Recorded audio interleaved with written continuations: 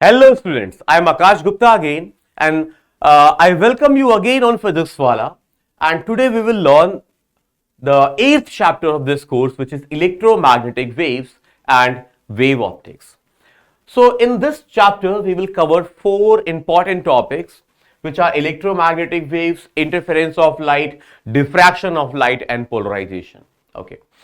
This chapter is very scoring and also very easy to understand. With a very small learning, with a very small understanding, you can score marks, maybe 2 or 3 questions you can score in every exam. So let's begin. We'll begin with electromagnetic waves. So what is an electromagnetic waves? As the name suggests, it has something to do with electricity and magnetism both. And who produces electricity and magnetism? Obviously the charge. So the core idea behind the wave is, electromagnetic wave is, suppose we have a charge at some place, let's say at origin, and this charge starts oscillating. If the charge starts oscillating, the electric field and the magnetic field both are produced. And the nature of both electric field and magnetic field both is oscillating. And as the both are oscillating, this disturbance propagates in a direction, in some direction, and that propagation of disturbance is called electromagnetic waves. Okay. So actually, the oscillating charge, you can say, or the accelerating charge is actually the source of all electromagnetic waves in nature. Even the light is an electromagnetic wave. So even the source of light is also the oscillating charge inside atoms, the oscillating charge in sun, and the oscillating charges in all sources of light. So light is also an electromagnetic wave. Apart from light, we have X-rays, we have microwaves, we have radio waves, we have ultraviolet rays, we have gamma rays, we have infrared rays. All are actually electromagnetic waves.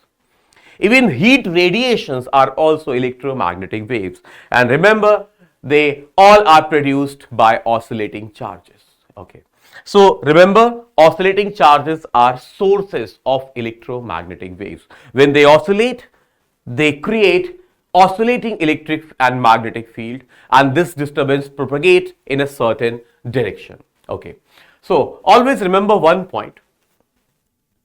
Here I have shown electric field, and let us say the electric field is oscillating parallel to y-axis. So the vibrations of electric field are actually parallel to y-axis. What we always observe, that the vibrations of magnetic field are always at a 90-degree angle with vibrations of electric field. So this orange wave is actually the vibrations of magnetic field, and these are along z direction. And as electric field vibrates along y-axis, magnetic field vibrates along z-axis, the light or the wave propagates along x-axis.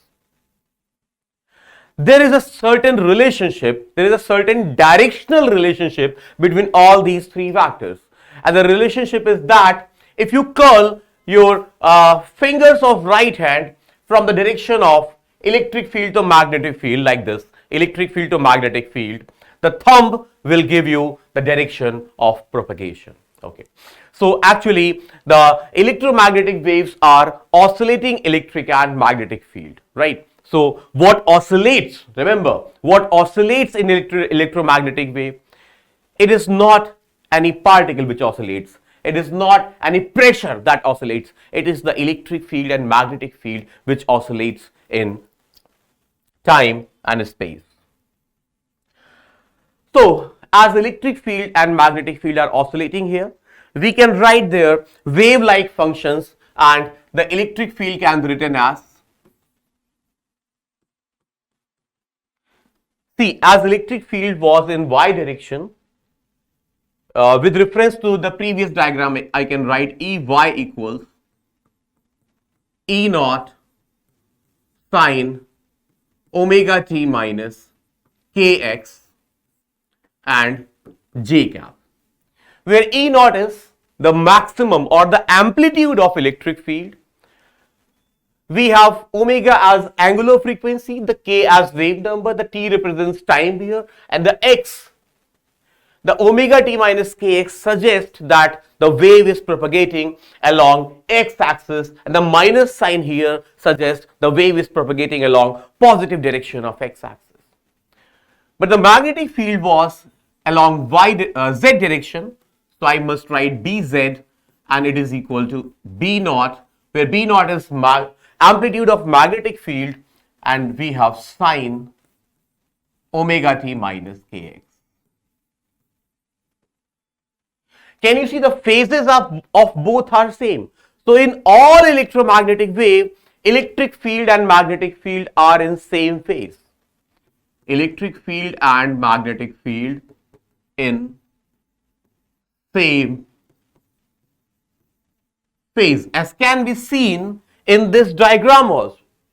They both are maximum together, obviously in their respective directions, but they are both are maximum together. They both are zero together. They are both maximum in opposite direction but together, and they both are zero together. So that is why we observe that they are in same phase always. There is also a directional relationship between them, as direction of propagation is in the direction of E cross B.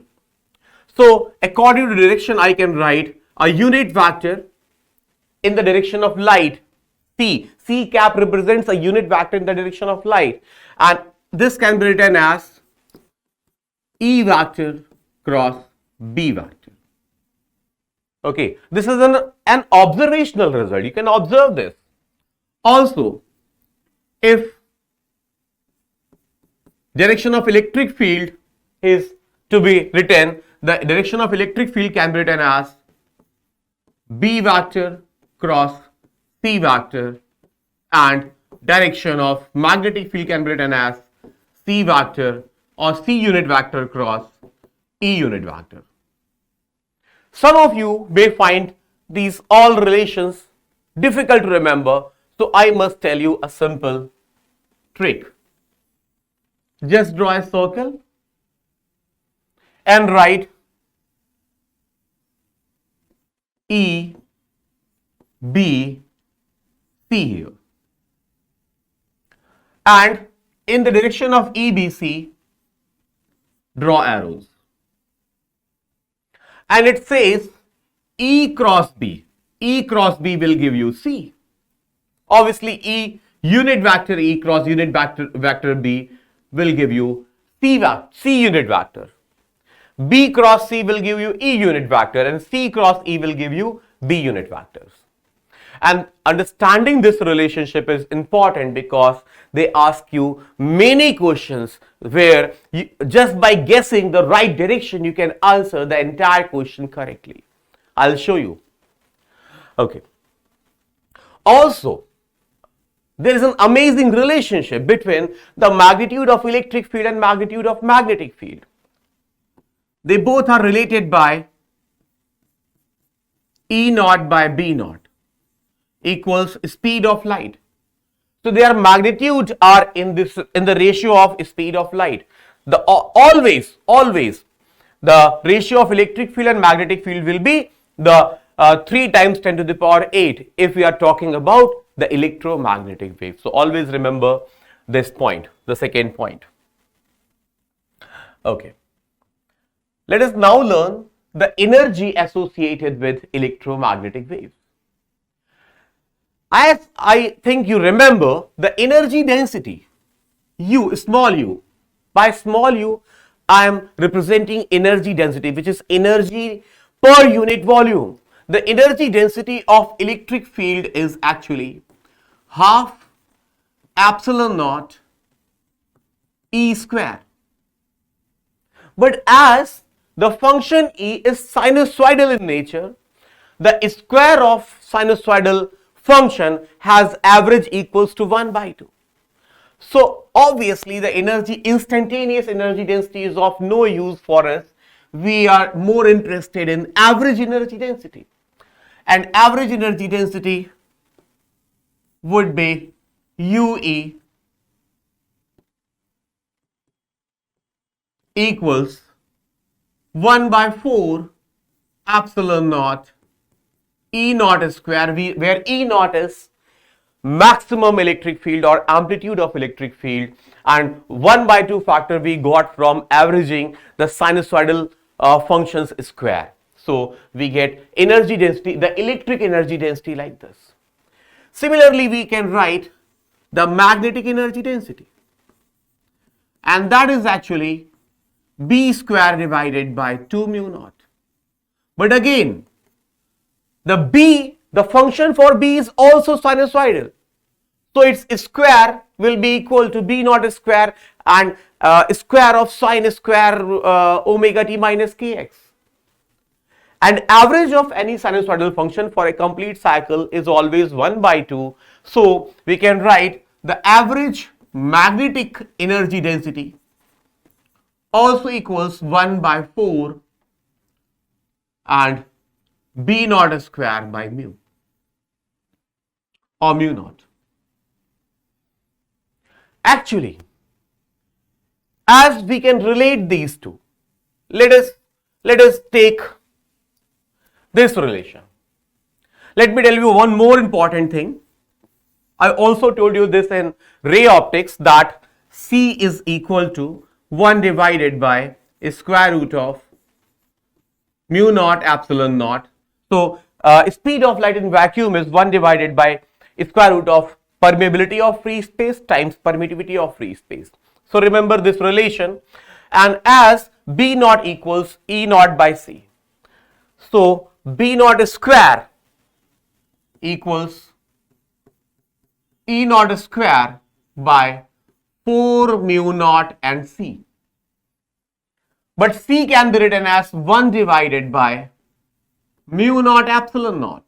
So 1 mu naught got cancelled, and can you see? We get average magnetic energy density same as average electric energy density. So I must say the contribution of both magnetic field and electric field in energy density is equal.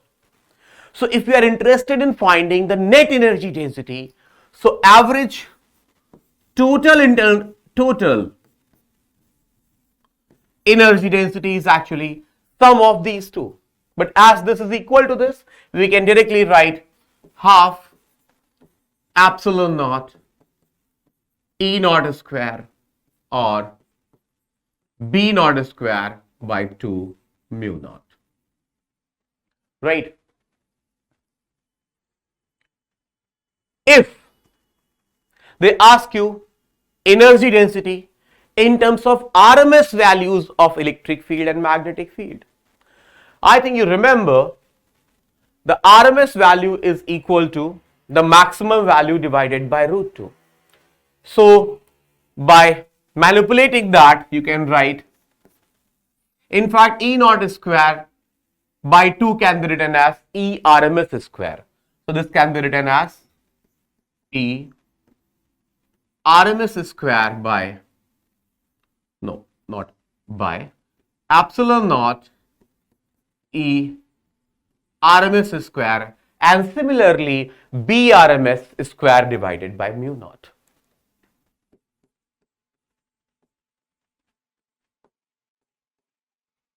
By mu naught. Let me write it once more as E RMS equals E naught by root 2. I think you remember this from alternating current. So obviously E naught square by 2 will be equal to E RMS square. So remember this fact. Okay. So this is about energy associated with electromagnetic waves. Okay. There is one more and very important term, the intensity. But let us reach intensity after studying Poynting vector. When electromagnetic waves are flowing, they carry with them energy and momentum. So if you are interested in energy, actually the energy carried by electromagnetic waves per unit time, per unit cross-sectional area is given by this S vector or pointing vector, right? And this pointing vector is actually 1 upon mu naught E cross B. Remember this. As the direction of propagation was 2 in the direction of E cross B, so pointing vector is actually a vector that is in the direction of flow of light or flow of electromagnetic waves, right? And it represents the energy the wave is carrying per unit time, per unit cross section area, okay? But this is actually the instantaneous energy per unit time, per unit cross section area, because E and B are here instantaneous values of electric field and magnetic field. But as we are more interested in average intensity, let us write there its average value. An average value of pointing vector is actually intensity. The average value would be equal to this, because the E and B are replaced by their RMS values. E as E maximum by root 2, B as B maximum by root 2, and 2 root 2 become clubbed and 2. And if we write Bm as Em by C, because B is E by C, so we have Em square by 2 mu naught C. Okay. If we again write Em as C times B, because Em is C times B, we have this. So can you see this is what? This is actually the average energy density. Average energy density, and average energy density multiplied by C gives you intensity. So always remember this fact, as we have average total intensity, average total energy density as this or this. So multiplying energy density, average energy density with speed of light gives you intensity. So let me write intensity also as C times average total energy density. So if you find energy density multiplied by C, you get intensity. Okay. If you get intensity, there is one more very important term you can calculate. As the electromagnetic waves carry energy and momentum with it, when electromagnetic waves fall on a surface, they transfer their momentum on the surface. And when they transfer the momentum on the surface experiences a force. The surface experiences a pressure. And the pressure on the surface on which EM waves are falling is actually the P equals I by C. So P equals I by C. As I equals U total energy density multiplied by C, actually the pressure is numerically same as the energy density. So always remember, if you are given intensity, the pressure is intensity upon C, but when the surface is perfectly absorbing, if surface is a black surface and it absorbs every radiation falling on it, then if I intensity is falling on it, the pressure would be I by C, or simply the pressure would be equal to the numerically will be equal to energy density, the total energy density, right? But if surface is perfectly reflecting, always remember the change in momentum is doubled. Like if a ball comes and you catch it, a momentum mv is transferred to you. But if ball rebounds with same speed, the 2 mv momentum got transferred. So here, if the surface is perfectly reflecting, if the surface is mirror like, the pressure is 2I by C. It is twice of I by C, remember. And if you want to calculate force, it is simple. Just multiply pressure with area, you get force. So always remember 3 points. Just memorize them. The pointing vector is half of E cross B. It's very simple. The average of pointing vector is intensity. The intensity is simply the energy density, the total energy density times C. If you get intensity by C give you pressure. And this is the pressure when surface is perfectly absorbing, and you get pressure as 2I by C if surface is perfectly reflecting. Yes, There is one more concept in this chapter, and which is of displacement current, and actually it is related to Ampere's law. Few days back you studied Ampere's law, and the Ampere's law was integral B dot dl over a closed loop equals mu naught times all the conduction currents enclosed by the loop, right? But this law is only valid when there are no variable electric field crossing that loop. Valid if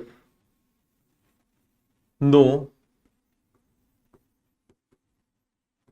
variable electric field in that loop. If the Ampere loop also includes some variable electric field, this law gets modified, and this law gets modified by B dot dl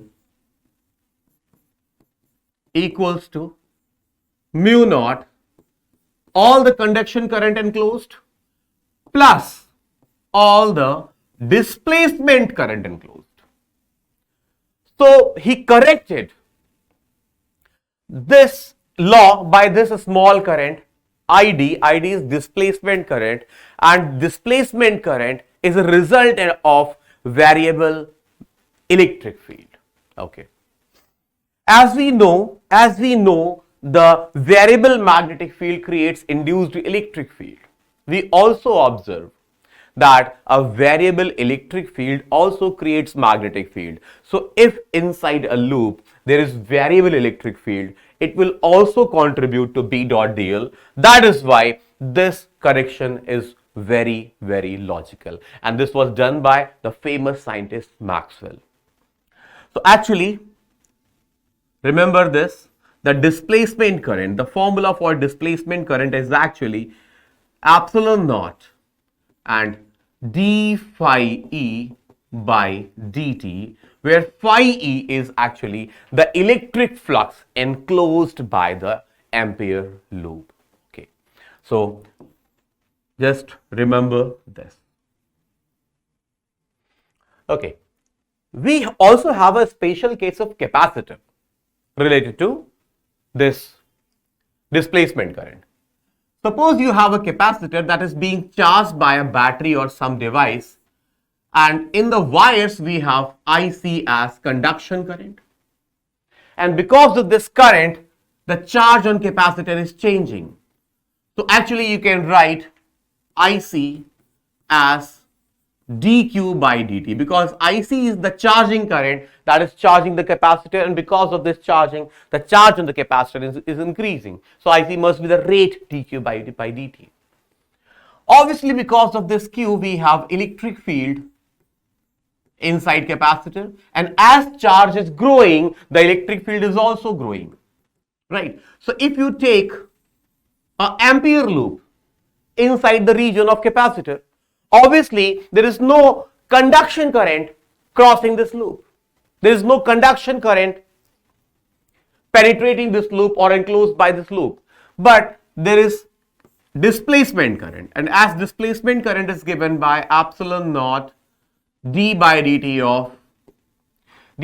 of what? The flux crossing this loop. So flux would be area times electric field. Let's write, as area is constant, let's take it outside. So we have epsilon naught a d dt of E, and E can be written as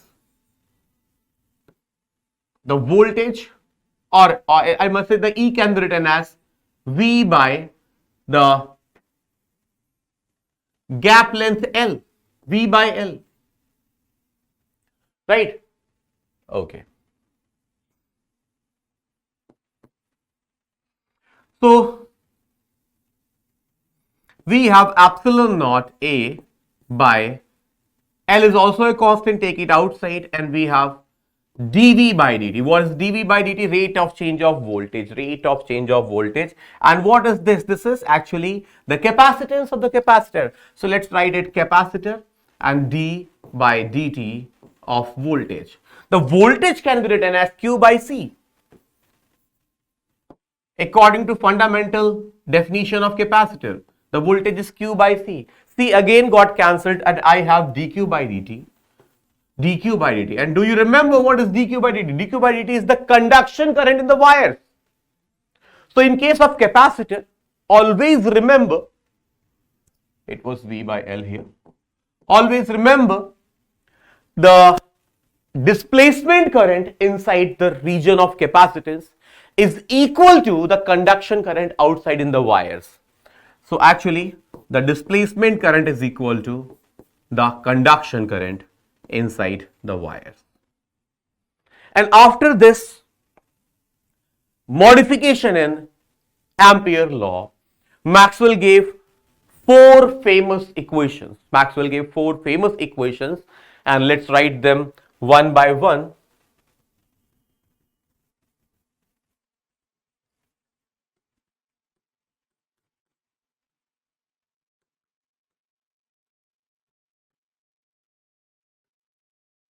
Actually, all four equations were not given by Maxwell. Actually, Maxwell stole three famous equations from some other scientist, modified Ampere's law and gave only one equation and said all equations are mine. Let us see one by one. The first equation is the Gauss's law. That is integral of E dot dA means the flux through a closed surface is actually the Q enclosed by epsilon naught. This is also known as the first Maxwell equation, but you all know that it is actually Gauss's law. The second was the Gauss's law of magnetism, and the Gauss's law of magnetism says closed integral of B dot dl is always 0 because there are no monopoles in universe. The third is Faraday's law, and Faraday's law says that closed integral E dot dl through a loop is actually minus of d phi b by dt, right? And the fourth was, in fourth he had a little contribution only, and the fourth was actually initially Ampere's law, in which was closed integral B dot dl equals mu naught times all conduction current enclosed plus all displacement current enclosed, but the displacement current is given by ID equals epsilon naught d phi e by dt. So this is all about all the fundamentals of electromagnetic waves. We should also remember some facts about electromagnetic spectrum. Okay, in electromagnetic spectrum, a tiny part of electromagnetic spectrum is visible light. So we have visible light between 400 nanometer to 700 nanometer. So if we divide the entire electromagnetic spectrum according to wavelength, between 400 to 700 nanometer we have visible light. Below 400 nanometer we have ultraviolet light. Above 700 nanometer we have, actually above 700 nanometer we have infrared light, and below 400 we have ultraviolet light. Okay, so near 700 nanometer we have red color. In the middle we have some green and yellow color at 500 nanometers, and at 400 nanometers we have a mix of blue and violet. So remember this, and it is according to the decreasing wavelength, right? You should also remember at least the range of wavelength for other electromagnetic waves like the gamma rays. The gamma rays are the most powerful rays and the wavelengths are below 10 to the power minus 12 meter, means they are below 0.01 angstrom. Then we have X-rays, and X-rays are nearly for 1 angstrom. Okay, the ultraviolet rays are this from 400 nanometer to 1 nanometer. And then we have visible range. You all remember this range. The near infrared is this. And if you don't remember frequency, just try to memorize the approximate range of wavelength for all these electromagnetic waves. That will be enough for your exams. Okay, so let's begin with some questions. Here we have a plain electromagnetic wave of frequency 50 megahertz, and it is traveling in free space along the positive x-axis. At a particular point in space, the electric field is 6.3 joule.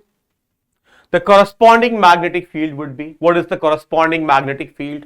Okay, as you know, the magnetic field is given by E by C. So, as E is 6.3 and C is 3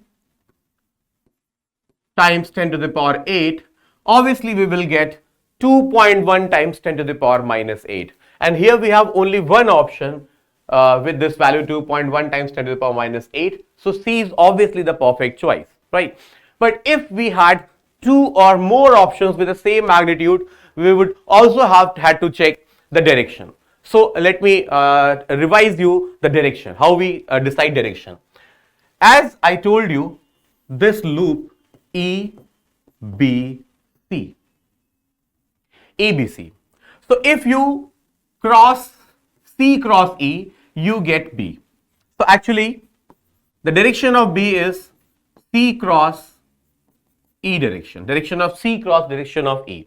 Okay. As the wave is moving in positive x direction, direction of C is I cap, and the electric field is in J direction. So we have I cross J, and I cross J is K. So direction of B is obviously K, and the C is obviously perfect choice.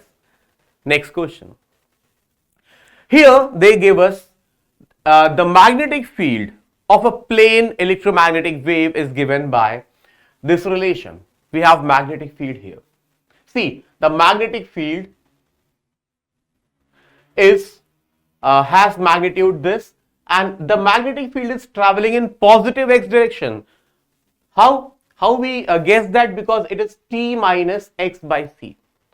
And T minus x by C, the minus sign here says that the wave is moving in positive direction, and x says it is moving in x direction, so it is moving in positive x direction, right? Okay.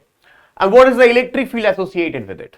Obviously a very simple question, because electric field, you know B as E by C, so E must be B multiplied by C. As direction is not asked, E will be simply B multiplied by C. So you multiply by B by C, and if you multiply B with C, you will obviously have C as perfect answer. Over to next question. Yes, so here we have a good question, and they say here the electric field is given by 10J cos this. Okay, 10J cos this, and at t equals to 0, the wave is given by this. That is, since the time is 0, that is why we are not given any term of time here, because time is 0, right? But this term says the wave is moving in 6x plus 8z direction. Means direction of propagation of wave is in the direction of 6i plus 8k. 6i plus 8k. As this is not a unit vector, divide this by its magnitude, and this gives you direction of propagation of wave, right? And electric field, and electric field is in J direction. So electric field's direction is Y, that is J direction. And you have to guess the perfect function for magnetic field. Okay. As by the same rule, you remember B direction of B is direction of C crossed with direction of E. Same by this rule, E, B, C. If you cross E by C, you get B, right? If you cross C by E, you get B. So C cross E. Let us multiply C and E vector. vectorially. So C cross E. As I cross J, try to recall, as I cross J is K, we have 6 by 10 K cap, and as K cross J is minus I, remember K cross J is minus I, we have minus 8I by 10. So magnetic field will be in a direction of minus 8I plus 6K. So let us check the options. Minus 8I plus 6K. So we have here and we also have here the same sort of directions. Okay. But as the wave is moving in positive direction, so we should have a minus sign before the term of time. Before the term of time, we should have a minus sign, because if a wave moves in positive direction, the term of x and the term of t are opposite. One is positive, one is negative. So as here we have both positive, it means this option says wave is moving in negative direction. So obviously this makes you the perfect choice, as it says the wave is moving in positive direction. So the C is your perfect choice. Okay. Next question. Here we have a 27 milliwatt laser beam. So we have a laser beam and it has a cross-sectional area of 10 mm square. And they are asking us, what is the magnitude of electric field in the electromagnetic wave? Okay.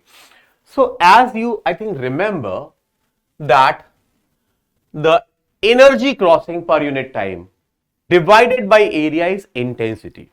Okay, let me write the energy, that is 27 milliwatt, means 10 to the power minus 3, divided by area is 10 millimeter square, so 10 times 10 to the power minus 6. This gives you intensity, and intensity equals C times the energy density. As energy density can be expressed both in electric field and magnetic field. Okay, so as they are asking us the maximum electric field, I must write energy density in terms of electric field, and in terms of electric field we have energy density as half epsilon naught and E maximum square. They have given you the value of epsilon naught, so put the value of epsilon naught here and you can easily calculate the maximum electric field, and you will find D as perfect choice. So over to next question. This says the energy associated with electric field and with magnetic field for a electromagnetic wave in free space. What is the contribution? You all know that energy density because of electric field and magnetic field are same. We proved it. So if energy density because of electric field and magnetic field are same in a given volume, both field will be having equal energy. So contribution from both is same. That is why the C is your perfect obvious choice. Here in this question, they say we have two electromagnetic waves, and both waves actually have their electric fields as E1 and E2. By looking at the functions, we can say the first wave is traveling in positive x direction because we have omega t minus kx here, and the second wave is traveling in positive y direction. Okay, and both will have an associated magnetic field, and we have a charge q at origin, and the charge q has a velocity 0.8 c in y direction. C is the speed of light. So we have to find force at that charge at t equals to 0. Pay a very good attention, because the charge will experience force by these electric fields, and charge will also experience force by the magnetic field, by the associated magnetic field. So this is going to be a very good problem. Pay a very good attention. Okay. So say we are dealing with first wave. So in first wave we have say x, y and z, right? And the flow of wave is in positive x, the field is in y. So where is the magnetic field? Okay, as B is in the direction of C cross E, if you C cross E, if you do C cross E, that is in the direction of C cross with E, you will have plus Z direction, right? So we have magnetic field B1 in positive Z direction, and B1's amplitude would be simply the electric field divided by C. So it is electric field E naught divided by C, right? And if we look at the second wave, the second wave is traveling towards positive y direction. So if it is x, y and z, the flow is towards y direction. The electric field is towards z direction, right? So where is B? B is obviously in x direction. So we have B2 in x direction, and its magnitude is definitely again E naught by C. So we have 4 fields, 2 electric fields and 2 magnetic fields, and let us find what? Forces by all fields. So the force because of these 2 electric fields would be, as force because of electric field is Q times E. So we have at x equals to 0, because the charge is at origin. So we have x equals to 0 and t equals to 0. So at x0 and t0, this term becomes 0. This term becomes 0. Cos 0 is 1. So we have electric field, the net electric field as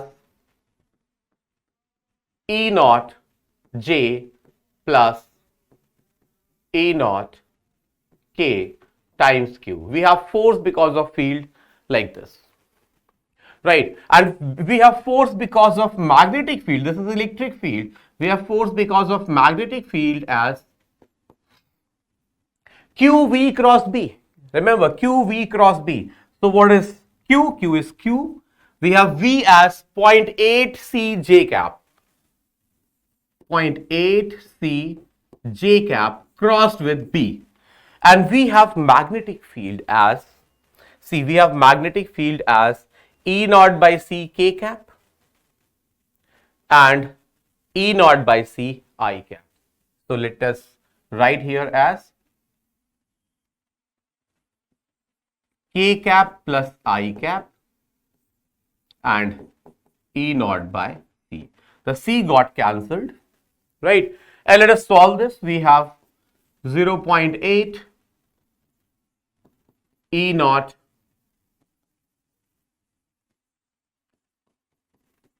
Q times, what is J cross K? J cross K is I. And what is J cross I? J cross I is minus K. So we have magnetic force this. And if we add all these forces, let us see what we get. If we add all these forces, we get, let us add in a fresh page. So net force becomes the sum of all 3. So the first factor is QE J plus K. So we have Q E naught J plus K. And then we have 0.8 Q E naught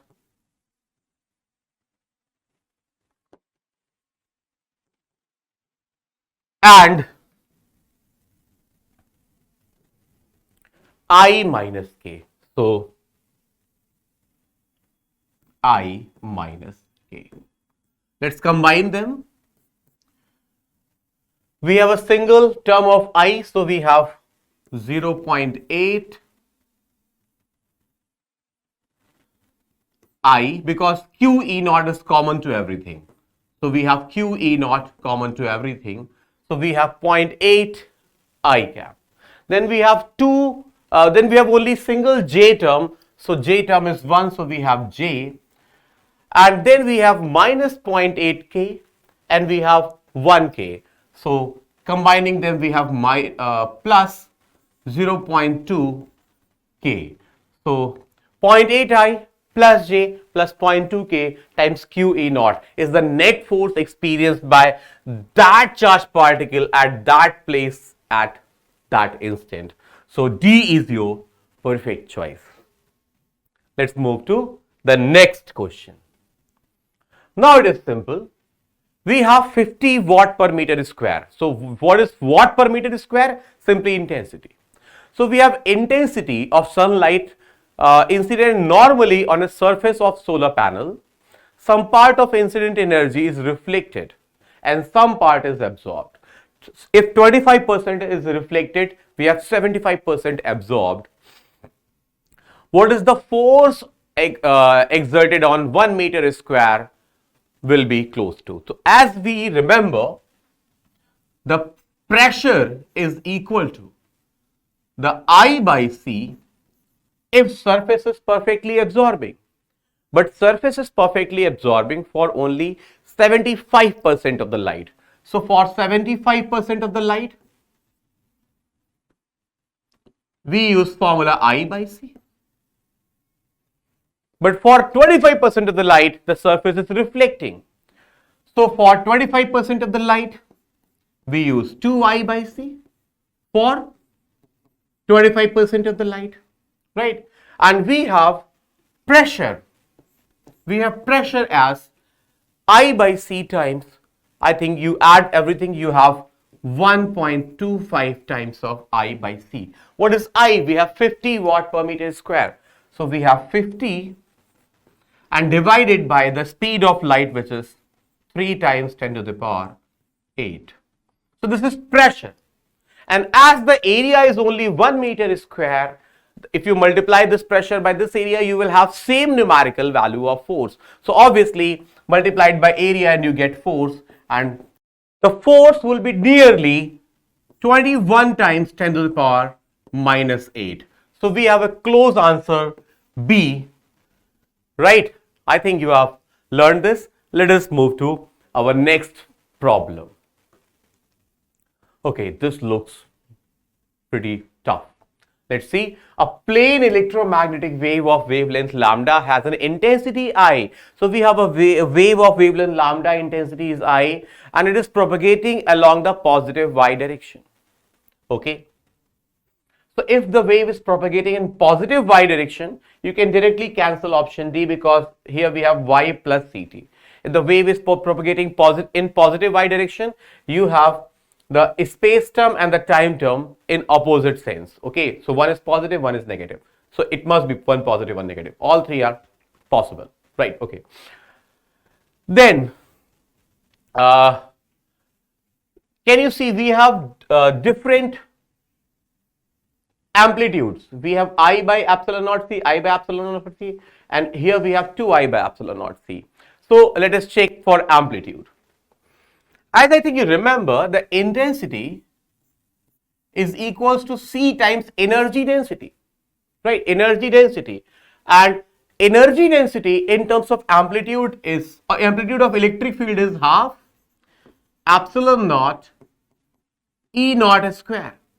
So if you wish to find amplitude, it will be equal to square root of 2I by epsilon naught C. And if you look in the options, you have only this option with correct amplitude. So C is obviously the only right choice here. Next we have a capacitor of capacitance C connected across an AC source of voltage V, and the V is given by V naught sine omega t. What is the displacement current? Okay, actually I think you remember the displacement current is given by epsilon naught d dt of phi e, the flux of electric field, right? The flux of electric field can be written as area times electric field. The electric field can be written as voltage by length or voltage by length, yes. So you can write electric field as voltage by length, and let's take area and length outside. We have epsilon naught A by L and in here we have dV by dt. As we remember epsilon naught A by length as capacitance. So we have capacitance here, and dV by dt would be simply derivative of this function, which would be V naught omega cos omega t. And now it's time to check the options, and if you see clearly, obviously the D is the right choice. Okay, let's move forward. Here we have the ratio of contribution made by electric field and magnetic field component to the intensity, and you already know they have equal contribution in intensity, so obviously A is your perfect choice. There is no need to waste time here. Okay. Now we have a parallel plate capacitor. Capacitance is 20 microfarad and it is being charged by a voltage source whose potential is changing at a rate of 3 volt per second. Okay, the conduction current, we are asked what is the conduction current through wires and displacement current through wires. As in the previous question we have discussed, the displacement current is actually capacitance times dV by dt. You can check it here. Yes, we have capacitance times dV by dt, right? So we have capacitance as C, that is 20 microfarad, and the voltage is changing at 3 volt per second. So 3 volt per second. So we have displacement current as 60 microampere. And as in the last part of theory, I proved that conduction current in capacitor is same as displacement current. So obviously both current will have same magnitude, and obviously option A is the perfect choice. Yes. Next question. Here we have a plane electromagnetic wave propagating in x direction. Which one of the following combination gives the correct possible direction of electric field and magnetic field respectively? As you know, if you cross as electric field and magnetic field, as electric field and magnetic field are perpendicular to each other, their dot product must be 0. And as these two are same vectors, their dot product cannot be 0. So this is not your answer. This is also by the same reason cannot be your answer. But their dot product is 0. Yes. Now we also have one relation that the direction of C is in the direction of E cross B. So we have to make E cross B. And what should be your answer? Actually, as the wave is propagating in positive x direction, if you cross E cross B, if you do E cross B, the answer must be in positive I cap. Okay. So let us try option B first. Okay. Minus J cross minus J, we have 0. But minus J cross minus K, we have plus J cross K, and plus J cross K is actually I cap. Then we have K cross minus J. K cross minus J, actually K cross J is minus I, but K cross minus J is plus I. And K cross minus K is 0. So we have answer as plus 2I. And as this says the wave is moving in positive x direction, this should be your right answer. There is no need to check for the third option. Okay. Next.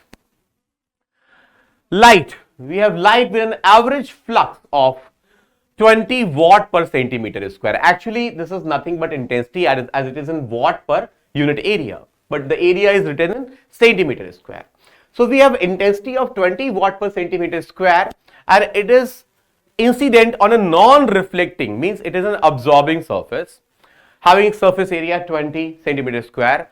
The energy received by the surface during the time span of 1 minute. Okay, let us solve. Actually, as we have energy of 20 watt per centimeter square, so energy on this area of 20 centimeter square would be, or the power on this area would be 20 times 20, that is 400 watt. And if 400 watt is actually the energy in 1 second, in 1 minute you will get energy equal to power times T, and this will be 400 times how many seconds in 1 minute? We have 60 seconds in 1 minute. So we have 24,000 joules of energy in 1 minute. So B is obviously the correct choice, right?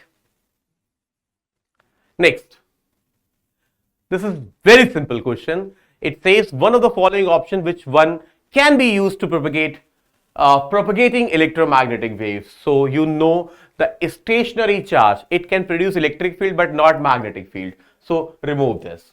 A chargeless particle, obviously there's no question about a chargeless particle. Accelerating charge, yes, it can be. And the charge moving at constant velocity cannot create variable electric field, oscillating electric field and magnetic field. So oscillating electric and magnetic field can be only produced by a vibrating charge, and vibrating charge is accelerated. That is why the option C, an accelerating charge, is perfect choice for you. So that was all about electromagnetic waves. If you understand all these concepts, I have taken this electromagnetic wave chapter in full length actually. We have obviously ignored some theoretical things, but every important aspect I have taken in this lecture. So if you completely remember or you completely prepare this, it will be sufficient for all the examinations you can face. Okay. So next we have wave optics.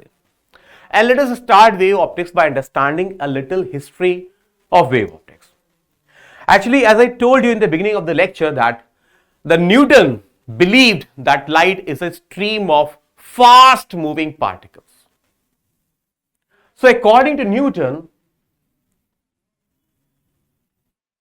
the particles are emitted by the light source, right? And he actually imagined the light as the stream of tiny particles. So he thought the particles are being emitted from a light source. The particles were called corpuscles. So they travel with velocity of light, obviously. He imagined that as the light has many colors in it, so why the colors are different? So he imagined the different light particles are having different sizes. So according to him, the different lights had different sized particles, and obviously when he assumed that when the light particles travel from one medium to the other, because of some attraction at the boundary, because of some spatial field at the boundary, they feel attraction, and that is why they bend their path upon refraction. So this way he explained refraction, right? And the only thing that was different with Newton's observation was, according to Newton, the velocity of particle was more in denser medium, but actually now we know that velocity of light is less in denser medium. So that was actually wrong, but there was no experimental proof at that point that he is wrong. So people all believed that light travels faster in denser medium, right? So this was few points in his theory. And what are his limitations? Actually, by using Corpuscular's theory, he explained a straight line propagation, because if no force acts, all particles move in a straight line. That was simple. He explained the reflection by assuming the elastic collision of light balls with any of the surface, right? And he explained refraction by assuming spatial fields at the boundary of two surfaces, right? It was all he explained using the initial theory of light. Okay. But few more experiments that light performs, which is interference of light, diffraction of light, polarization of light, they cannot be explained using theory of Newton, using the light theory of Newton. But at the time of Newton's, these experiments were not performed. So people didn't know about these experiments. Okay, so up to that time of Newton, only people saw the rectilinear propagation of light, the reflection of light and refraction of light, and all experiments were being explained by the theory of Newton. So people believed in his theory. When Huygens in late 17th century gave his wave theory, nobody believed him, because at that moment, at that point of time, every experiment was already being explained by Newton's, and there was no experiment that supported Huygens' wave theory. But after many years this theory was given, Young's performed his double slit experiment, okay, and Young's saw that light exhibits interference. Hertz saw that light exhibits diffraction. Okay, people saw later that light exhibits polarization, and these effects are not explainable by Newton's theory of light. So after many years of this theory, people believed in Huygens wave theory. Okay, so let us understand point wise what is this Huygens wave theory of light. Let us now understand Huygens wave theory of light. Huygens assumed light waves similar to sound waves, which require medium to travel. So he assumed a hypothetical, perfectly elastic, omnipresent medium, and he named this medium as ether. And he assumed that this medium is even present in vacuum also, because light travels in vacuum also. So let us see how he explains how wave propagates according to wave theory. So the central idea of this theory is based on one single concept, which is wavefront. So what is a wavefront? Wavefront is actually the locus of points vibrating in same phase. So locus of points vibrating in same phase is actually a wavefront. So let us understand this first. Suppose we have a point source of light right here, and I imagine large number of points equidistant from this point source of light S. As we can see, all these points which are equidistant from the source are on a circle. But if you imagine in 3 dimensions, you will imagine the points on a sphere of radius r, okay, everywhere around the source, right? Suppose a wave from source reaches this point. So the equation at this point can be written as y equals a, which is amplitude at this point, sine omega t minus kr. Omega is actually angular frequency, which depends upon source, and source is same for all these waves. So all these waves will be having same angular frequency. Okay, r is the distance from the source, and we have specifically chosen same r, so r is also same for all these points. Then t, as the medium around source is completely homogeneous, so the speed of light or speed of waves will be same in all direction, and that is why all waves take same time to reach their respective points. So t is also same, and if the speed is same, if the frequency is same, then obviously wavelength too will be same, as wavelength is c by frequency. We have same speed, we have same frequency, so wavelength is also same for every wave. That is why k, which depends upon wavelength, is also same. So can you see this factor is same for every point on this sphere, right? And as this is called phase, you can say the phase is same at all these points. So these points are in same phase, and as they are oscillating, we say they are on a single wavefront, and that explains the wavefront from the source would be concentric spherical shapes or concentric spherical surfaces. So always remember this point. point source of light emits spherical wavefronts. If you imagine the same symmetry around a line source, a long line source, okay, the points vibrating in same phase will lie on a cylinder, or you can say on a coaxial cylinder. So if you imagine this as as long line source, and all the points on the cylinder having same axis as the source, all points on the cylinder will be symmetrical, will have same distance from the source, and that is why will vibrate in same phase. So light sources or linear sources emits cylindrical wavefronts, and plane sources, extended large or plane sources, emit plane wavefronts.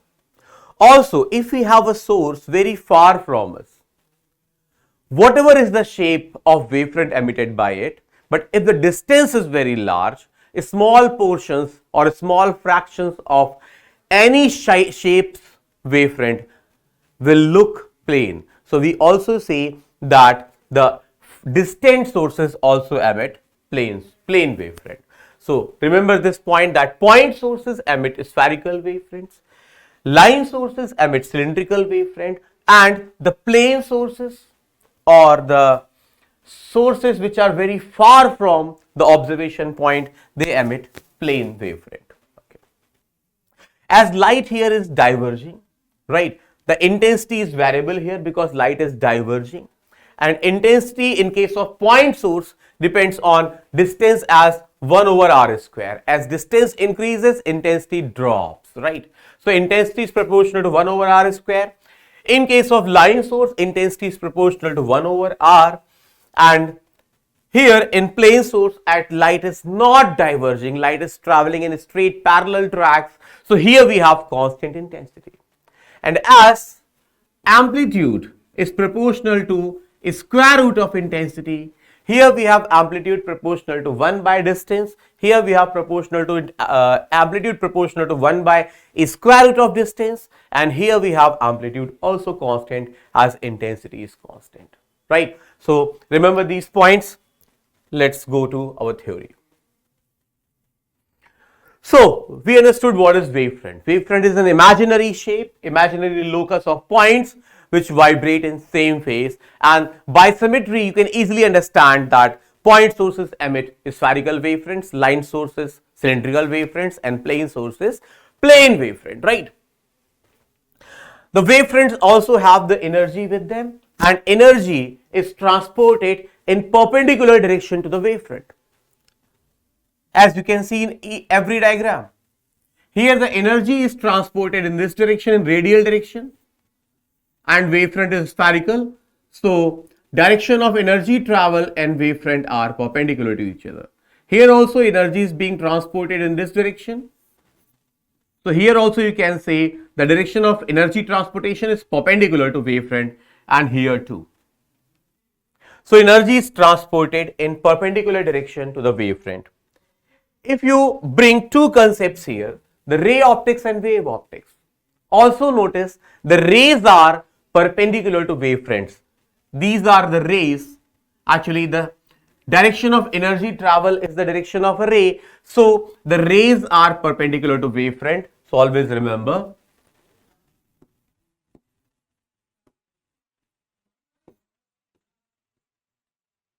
rays perpendicular to wavefront.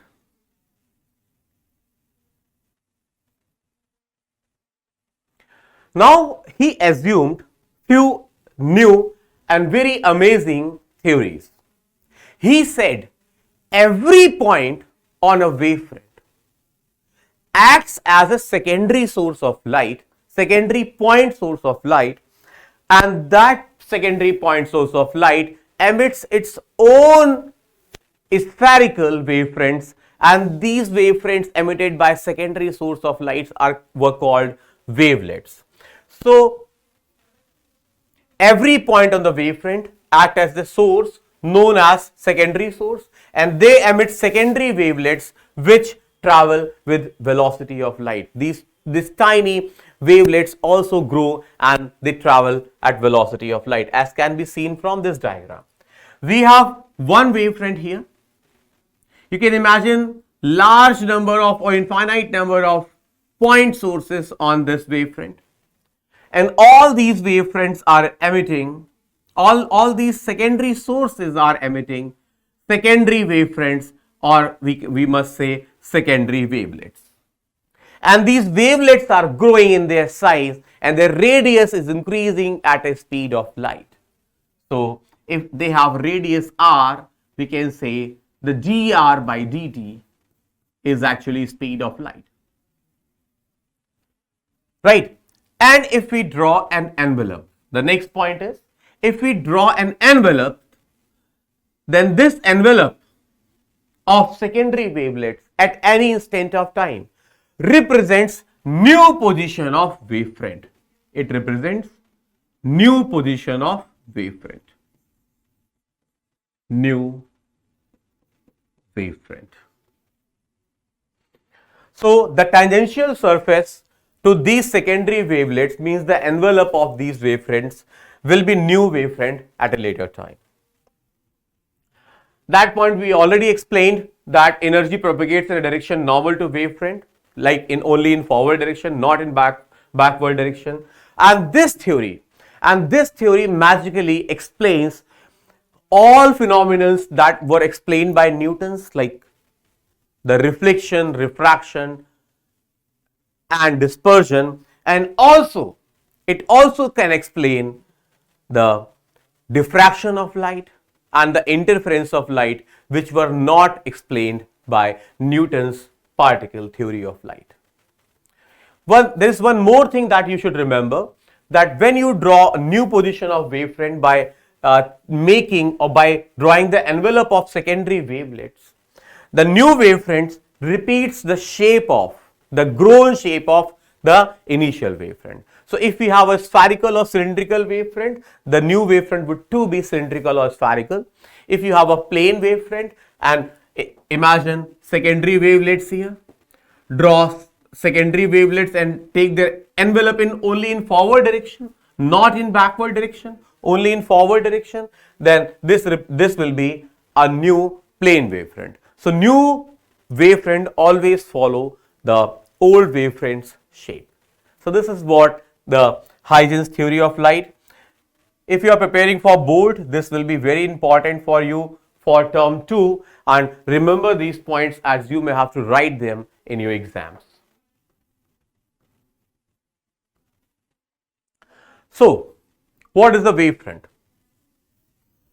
If you have to draw wavefront in many situations, and as the concept is entirely new for you, I would suggest you draw the ray diagram and then try imagining wavefront, and as wavefronts are perpendicular to rays.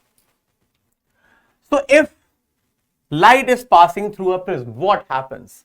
If you try to draw ray diagrams, all rays bend towards base, all rays bend towards base. So first draw ray diagram and then draw a perpendicular shape to ray diagram, and this gives you a wavefront and this gives you a wavefront.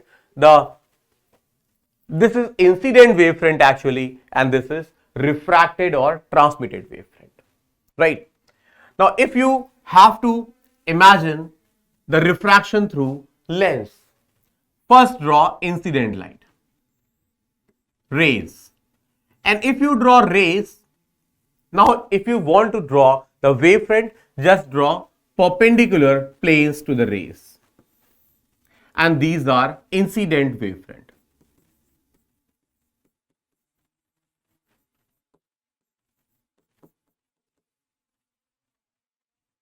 Now as after refraction through a converging lens, rays converge to a point and then again expand, right? So ray diagram is like this.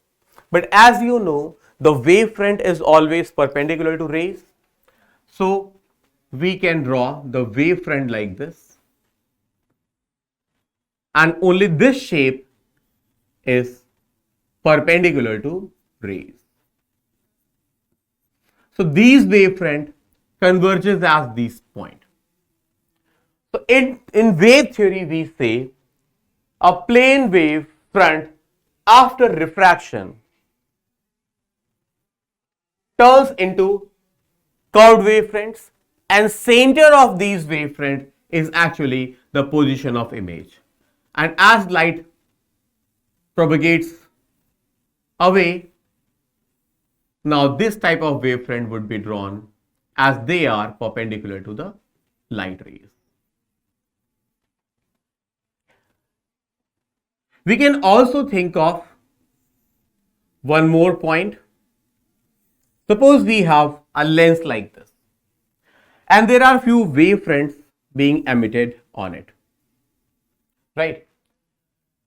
As these portions, edges of the wavefront have to cross a smaller width inside lens, and middle portion of the wavefront have to cross bigger width inside lens, and as inside length the speed of light decreases. You know that speed of light decreases. So when these wavefronts are transmitted by the lens, the middle portion travels for longer time inside the lens, because inside the lens the speed is slow, and in between or in the middle the width is large. So when it is transmitted through the lens, its shape is like this.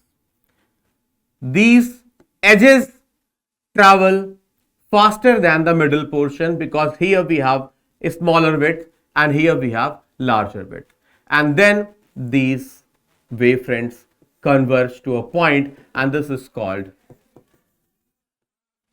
image. Similarly, we can imagine for a diverging lens, if we incident plane wavefront on a diverging lens, can you see here we have a smaller width and here we have bigger width. So edges will be delayed and middle portion of wavefront will now take less time when it passes through the lens, and after refraction we have this type of wavefront. And as the center of these wavefront is somewhere here, so we have image, a virtual image,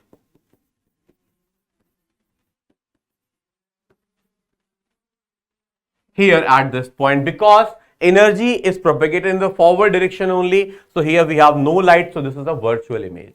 So this is how the wave theory explains reflection and refraction. Okay. Yes, here also let us see, when the plane wavefronts are incident on a refracting surface. Suppose here we have air and here we have a refractive index n. When the wavefront is incident on this surface, let us say first this point A of the wavefront is incident and B is incident later. Now as this is a denser medium, the speed here is slow, so when the A point of the wavefront is transmitted into this region, B is still in the air, and when B travels this much distance in air, A travels a smaller distance in medium because here it is slower. The wavefront first touches the refracting surface. It touches at point A, and from here the A emits a secondary wavelet that grows into medium like this, and B emits a wavelet that grows into air. As the wavelet growing in medium is growing with a smaller speed, because speed here is less than the speed here in air, so the size of wavelet from A is smaller and the size of wavelet from B is bigger, right? Because their speeds are different. And if you draw the envelope of these two, or the tangential surface of these two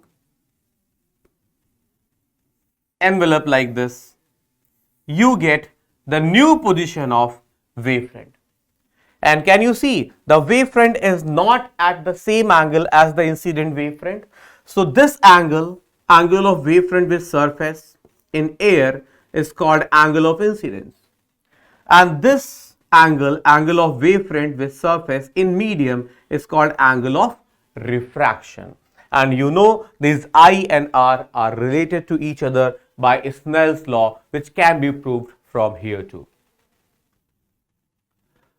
So now we will understand the principle of superposition and concept of coherence.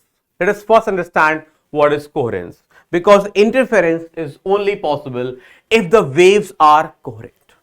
Okay. Let us say we have two waves of light and one has electric field E as E naught sine omega t minus kx.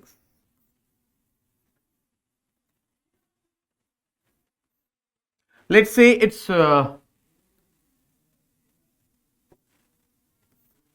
frequency is omega 1, right?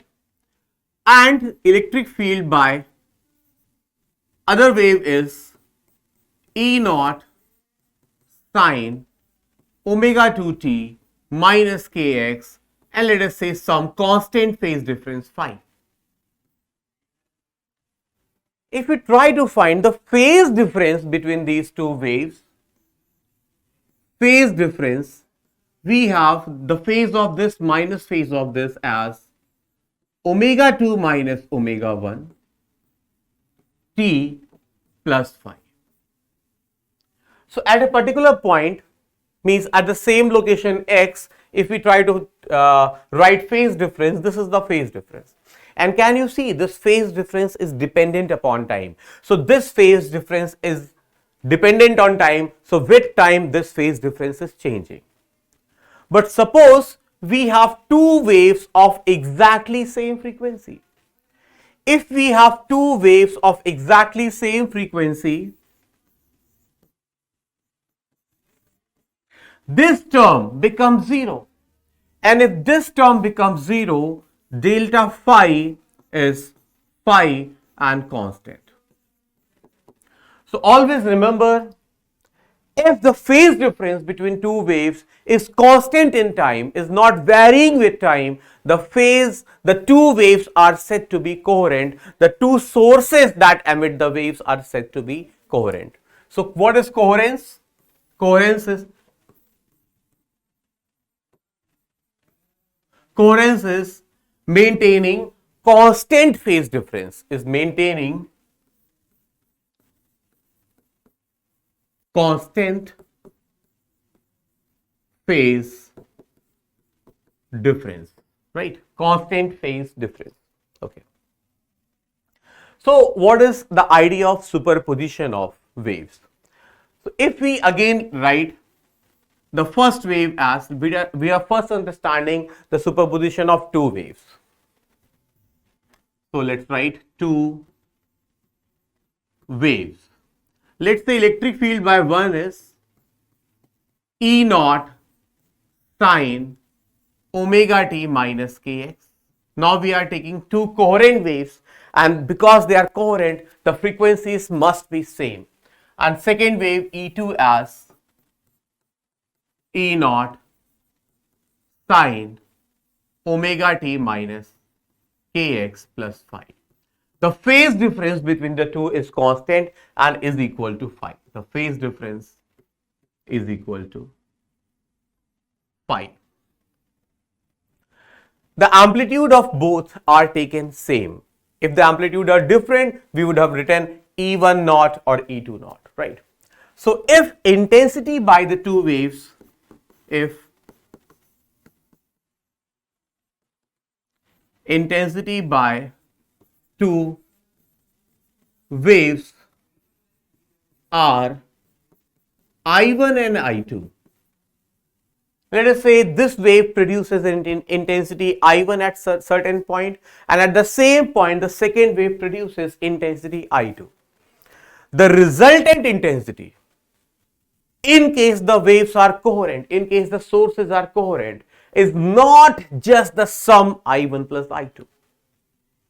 By detailed mathematical analysis, we observe that resultant intensity is equal to, is not only I1 plus I2, it also depends upon the phase difference between them. So resultant intensity is found to be I1 plus I2 plus 2 root I1 I2 and cos of phase difference, which is phi. This is the rule for net intensity if we have coherent waves, if we have coherent sources.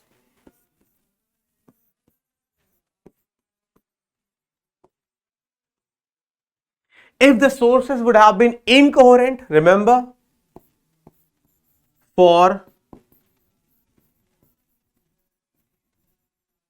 incoherent, if you find net intensity, the net intensity would be average of this function, and as you see, this is now time dependent. So as it is a periodic function and it is a periodic function of time, now its average would be 0, and if its average is 0 for incoherent sources, the intensity is as usual I1 plus I2. But for coherent sources, the intensity also depends upon the phase difference phi. Okay, the phase difference phi. Remember this point. Next point. When you do questions in wave optics, obviously, as you can see, for finding intensity, the phase difference is very important. The phase difference is very important. But sometimes the phase difference is caused by the path difference. So if one wave travels some other length and other wave, the second wave travels some different distances.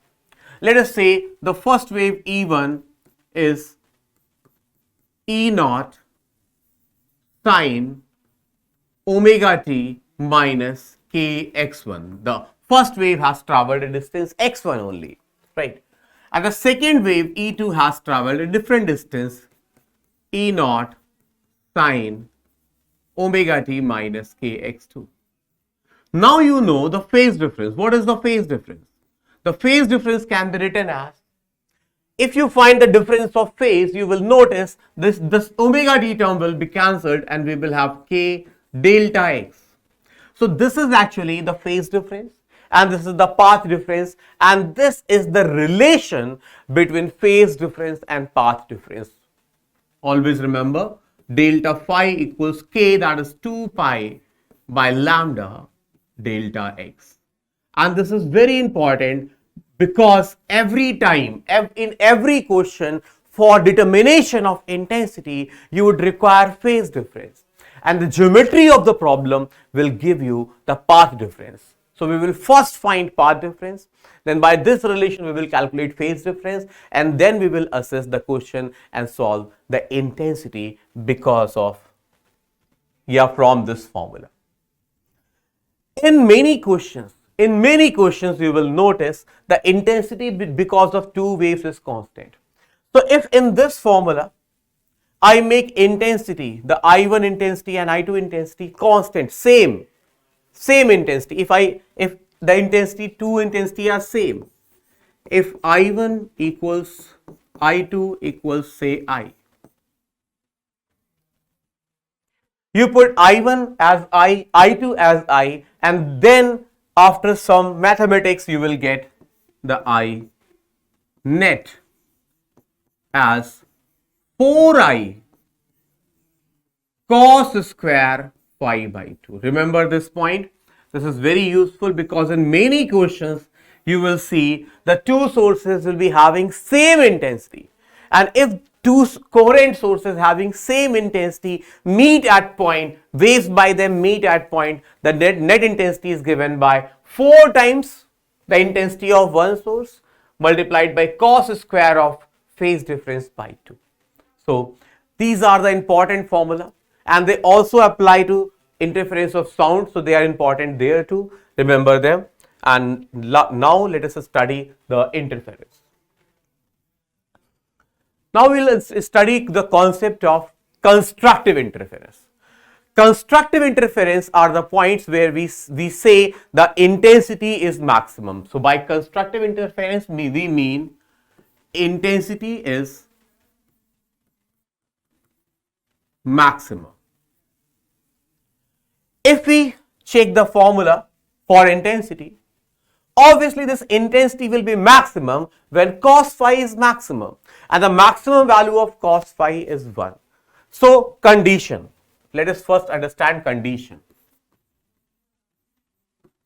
The condition for maximum intensity is cos phi equals 1. If cos phi equals 1, you know the general solution, the phi should be equal to even multiple of pi. So phi should be 2n pi. And as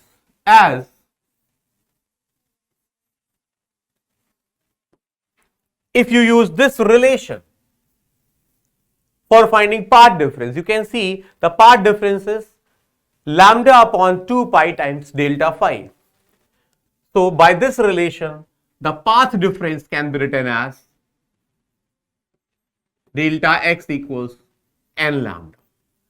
So these are the two main conditions of constructive interference. Whenever phase difference is even integral multiple of pi, or path difference is any integral multiple of lambda, or 0, because if n is 0, the path difference is 0, the phase difference is phi. We get constructive interference, means we get maximum intensity. At this point, the two waves meet like this. And when they meet, the amplitude becomes too large like this, and we get maximum intensity. Let us write formula for maximum intensity, and maximum intensity is actually I1 plus I2 plus 2 root I1 I2, and if you see it closely, you will notice that maximum intensity is a perfect square of root I1 plus root I2. So this is the formula for maximum intensity at the time of constructive interference. When this happens, whenever you have path difference as n lambda or integral multiple of lambda or 0 is also a part of this information, and you have phase difference of 2n pi or 0 or 2n pi, right? You have maximum intensity. If I1 and I2 are same, what happens if I1 and I2 are same? If I1 and I2 are same, I1 equals I2, we have maximum intensity as 4 times I, means 4 times of intensity due to one wave. We have maximum intensity as 4 times I, right? So this is what constructive interference is. Let us now understand what is destructive interference. The meaning of destructive interference is the minimum intensity, the points of minimum intensity.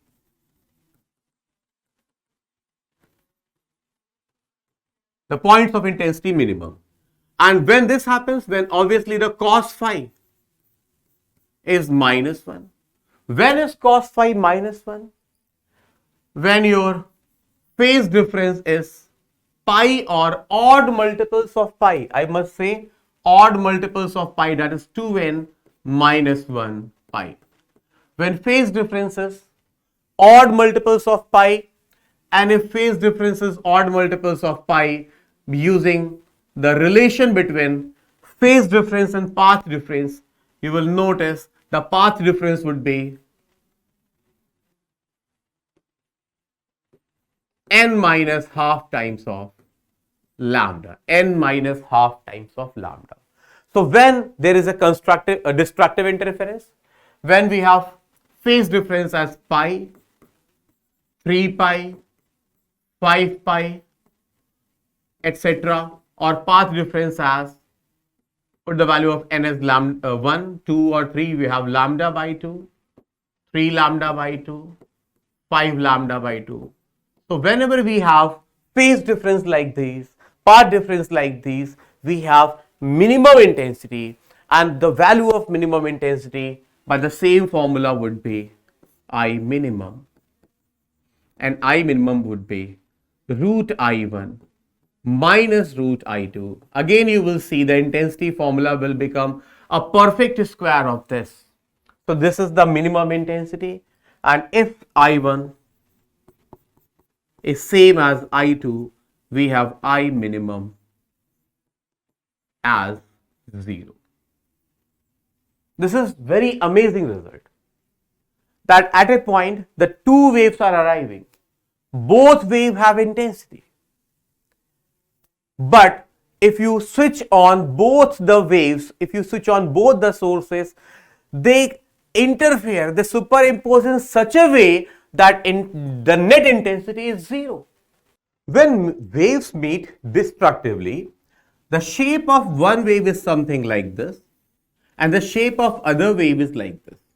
If say one has amplitude A1 and other has amplitude A2, as they are meeting in opposite phase, the resultant amplitude becomes A1 minus A2. Right. And if A1 and A2 are equal, the net intensity is 0 because net amplitude is 0. So this is just destructive interference, where waves try to cancel effect of each other. Okay. So let us quickly revise what we have studied till now in interference. So in interference, we studied that if two waves have a constant phase relationship, have a constant phase difference between them, means phase is not changing with time, we have, or we say the waves are coherent, or the sources, their sources are coherent. Okay.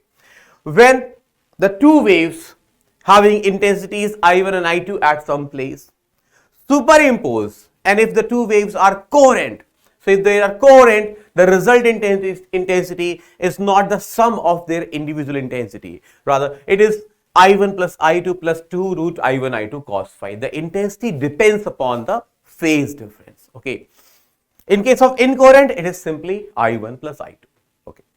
If we look at this formula, we have two spatial cases. One is constructive interference and one is destructive interference. What is constructive interference? The positions or the points where intensity is maximum, they are called constructive interference, or the positions are called positions of constructive interference. Here the waves meet like this. Say if one has amplitude A1, the other has amplitude A2, the resultant amplitude becomes A1 plus A2. And as intensity is maximum, the cos phi must be 1, because cos phi must be maximum. And if cos phi is 1, the phase difference should be even multiple of pi, or the path difference should be integral multiple of lambda. This is the very important condition you must all remember, that for constructive interference, the path difference is n times lambda. Okay. And in this case, the formula for intensity becomes this only. As it is a perfect square of this, so I max is root I1 plus root I2 whole square. Very important formula. Don't lose this from your mind. And if I1 and I2 are equal, I maximum is this. And what happens? What happens where intensity is minimum? The point is called destructive interference. The place is called the destructive interference point. Okay. And here we have cos phi minimum, right? Because cos phi is minimum, intensity is minimum, and the minimum intensity is given by this. If I1 and I2 are equal, the minimum intensity is actually 0. Okay. And the condition for destructive interference is the phase difference must be odd integral multiple of pi. Okay. And the path difference should be some integer plus 0.5 times of lambda, means lambda by 2 or 3 lambda by 2 or 5 lambda by 2, etc. Okay. If this is the phase difference, we are sure, if this is the path difference, we will be sure that this interference is destructive. Okay. So this is a little bit about interference. Let's now solve few problems based on this. But before that, let us understand one more thing. If there is a big difference between maximum intensity and minimum intensity, so if this difference is large, the visibility or the contrast of the interference pattern will be better. Therefore, the visibility or contrast factor is known as I max minus I min divided by I max plus I min, and this ratio is known as visibility or contrast. And if you put I max and values of I min, you would get this. But I would suggest you remember this, and if you remember this, you can easily derive this formula. Okay. So first problem. Here we have two coherent sources, and they produce waves of different intensities which interfere. After interference, the ratio of maximum intensity to the minimum intensity is 16. So what is the ratio of their own intensities? So let me write as I max divided by I min. This is actually root I1 plus root I2 divided by I min is actually root I1 minus root I2 and the whole square. This is the ratio of I max upon I min actually, and this is given to us as 16. So this gives us root I1 plus root I2 divided by root I1 minus root I2 as 4, right? And if you use componendo and dividendo,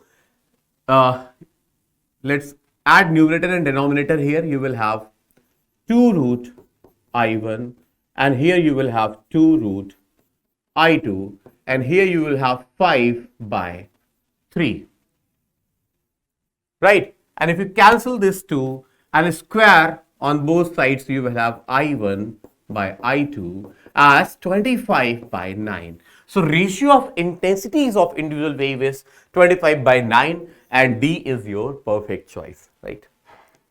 Over to next question.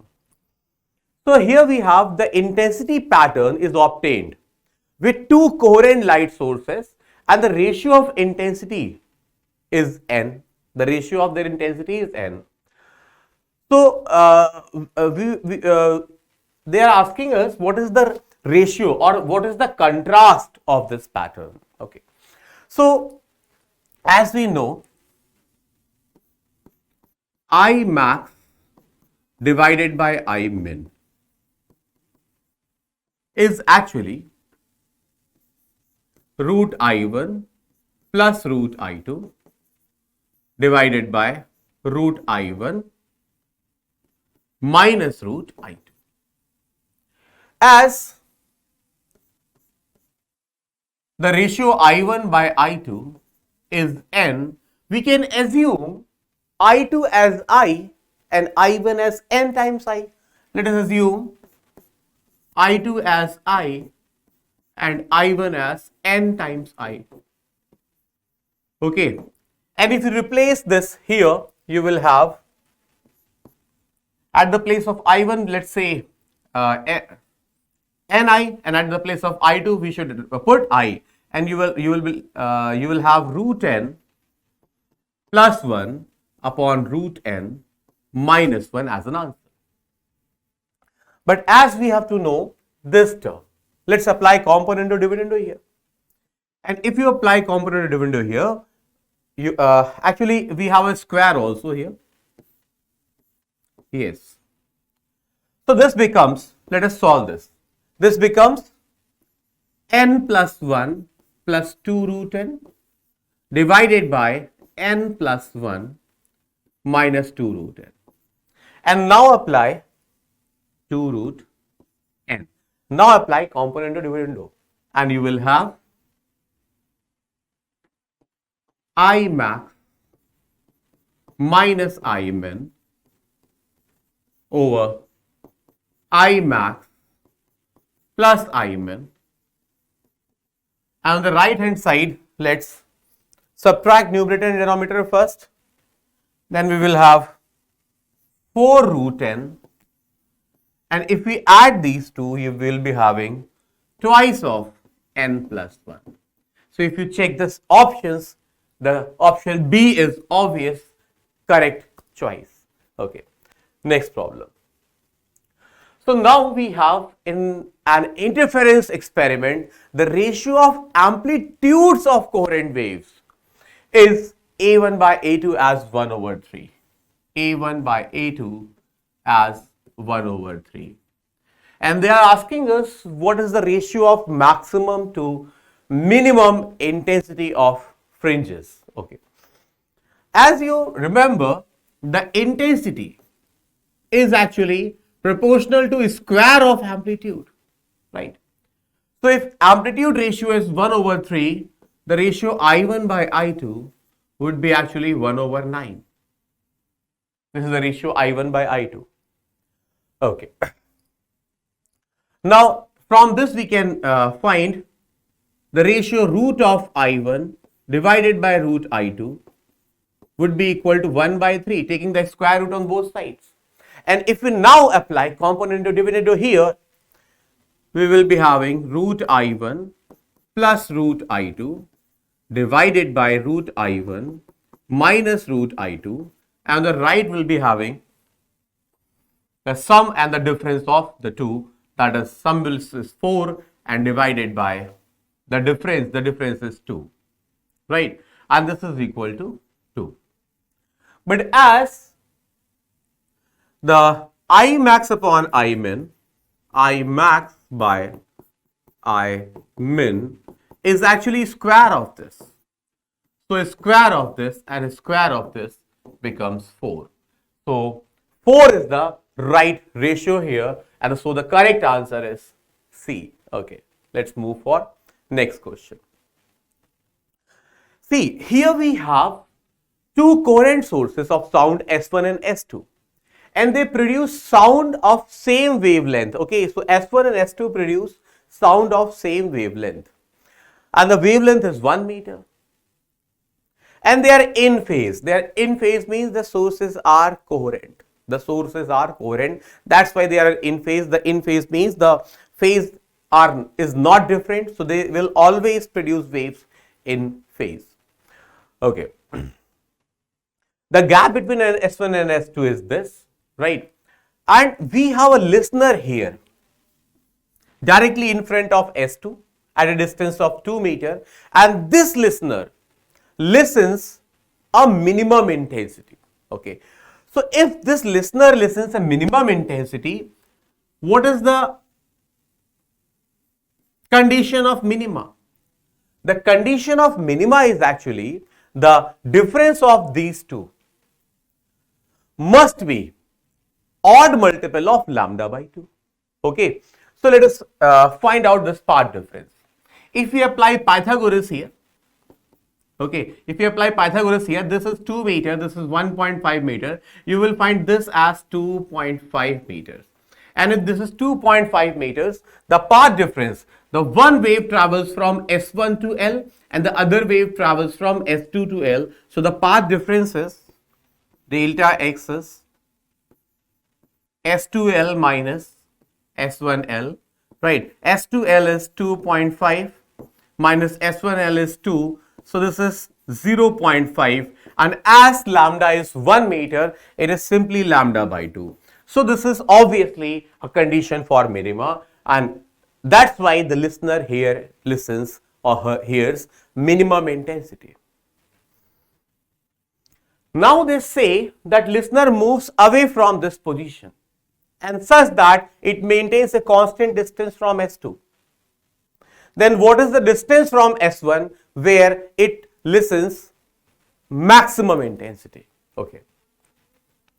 So obviously, if the listener listens maximum intensity, the difference of these paths should be equal to integral multiple of lambda, the integral multiple of lambda. So as here we have path difference delta x as 0.5, As we move up, this distance remains constant, but this increases. And when this distance becomes, when the d distance becomes 3 meters, remember this very obvious calculation, when then this becomes 3 meter, the path difference will be 1 meter, that is equal to 1 lambda. And if path difference is 1 lambda, phase difference is 2 pi. And if phase difference is 2 pi, the listener or observer will hear a maximum intensity at this moment, at this point. So, when he hears maximum intensity for the first time, obviously this d is equal to 3 meters, right? So, correct answer is 3 meters. Let us now understand the famous experiment YDSE or Young's double slit experiment. And this experiment actually revolutionized the way we used to understand the behavior of light. Okay. So, remember one thing, the two independent sources of light can never be coherent. So, to create two coherent sources of light, we create two coherent sources of light using a single source of light. So, here we have a single source of light and here we have two openings, and when light filters from these two openings behave as two sources of light, and as they are created from a single source, they act as coherent sources of light. This source actually emits a single wavelength lambda, let us assume, and that's why it is called a monochromatic source.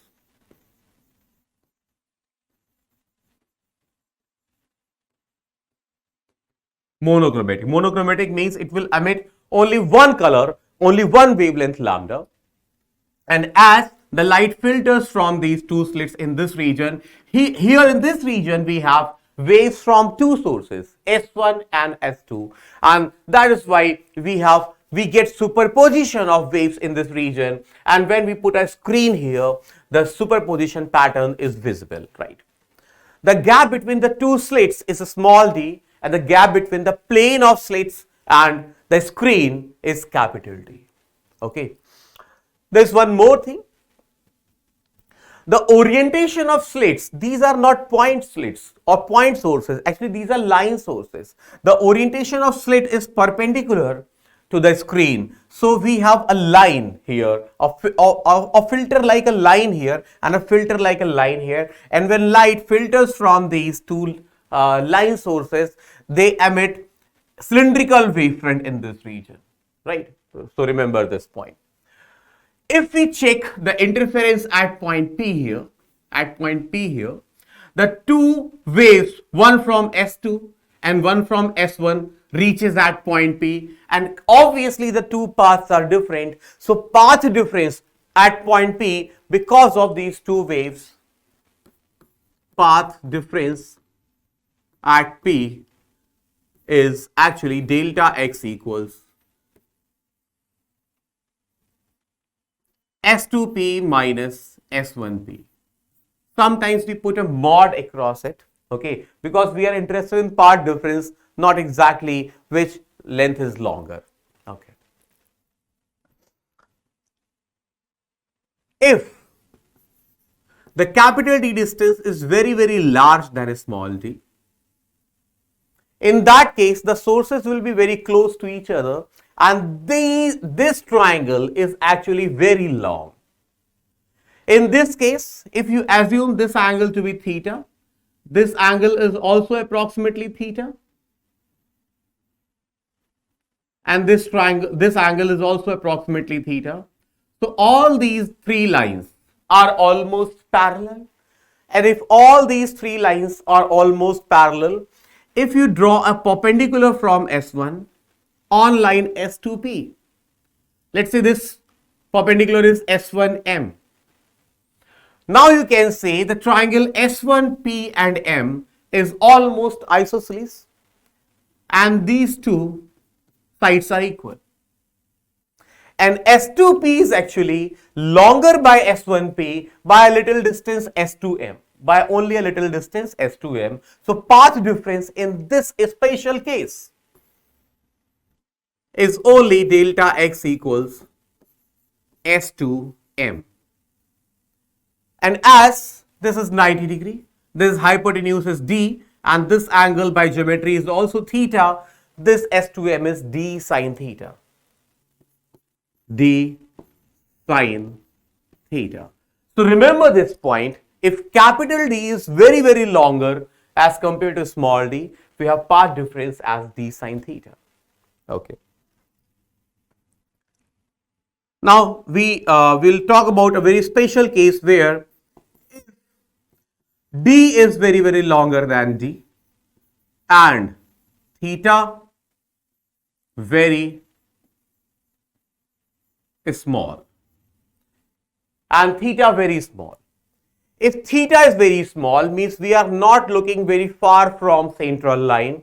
We are not looking very far from central line. We can say the sine theta is almost equal to theta, or sine theta is almost equal to tan theta. Then the path difference delta x becomes d tan theta, right? And the tan theta can be written as, the tan theta here can be written as this distance P, OP. Let's say this distance is y. The distance from O to P is y and this distance is capital D. So tan theta becomes dy by capital D. So actually in original experiment YDSE, we used both these assumptions, that the theta also very small and capital D also very much bigger than D. So in exact YDSE experiment, we always use this formula as formula for path difference. Okay. So if this line YDSE term is written in any question, you can simply assume that these are obvious. These assumptions are obvious and simply use delta x as dy by capital D. So as you can see, the path difference here is varying with y. So if you move from O, the central point O above, the path difference gradually or linearly increases with y, and if you move from O in the downward direction, again the path difference increases. So path difference in both direction increases from y. If we just imagine, this is path difference, this is origin O, and this is the axis y. So if you move in positive direction of y, the path difference increases linearly. But don't go too far from O, because at far distances this relation is not applicable. Okay, this relation is not applicable. This would be applicable then, and the graph will lose the linear shape. Okay, and if you move in the negative direction of y, again you have linearly increasing path difference, right? And whenever as path difference is increasing in this direction, whenever path difference is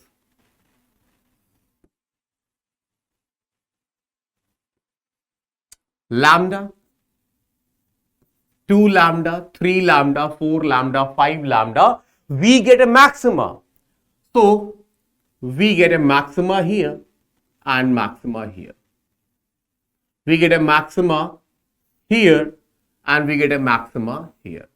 So at screen, at this distance from O, we get a maxima. At this distance O, we get a maxima. At this distance O, we get a maxima. So whenever, even at origin, path difference is 0. And if at origin path difference is 0, it is also a condition of maxima. So at origin O, we get a maxima. At this point, we get a maxima. At this point, we get a maxima, right? So these are the point of maxima. And when path difference is actually 0.5 lambda, 1.5 lambda, 2.5 lambda, at these locations too, we get minima or minimum intensity. So we get intensity minimum here, where path difference is 0.5 lambda, 1.5 lambda, 2.5 lambda, etc. So I've shown maxima by white dots or white lines and minima by this purple lines. Okay. So can you see on screen we get maxima, then minima, then maxima, then minima. We alternately get maxima and minima on both sides. And the maxima which we get at the center is actually the central maxima. It's called the central maxima, right? And the whole pattern, the central whole pattern is called central bright fringe. Okay. So let us discuss numerically or mathematically. As you know, the maxima occurs where the path difference delta x, which is in YDSE is dy by capital D, is equal to n times lambda. N times lambda. Okay. Positive or negative. So we have position of maxima as plus or minus n lambda d by d. Plus or minus n lambda d by d. Remember, with lambda you multiply capital D, right? Here this lambda d by small d, actually it refers to the distance between two consecutive maxima. It is the distance between two consecutive maxima and it is represented by beta, or it is also called fringe width. Fringe width.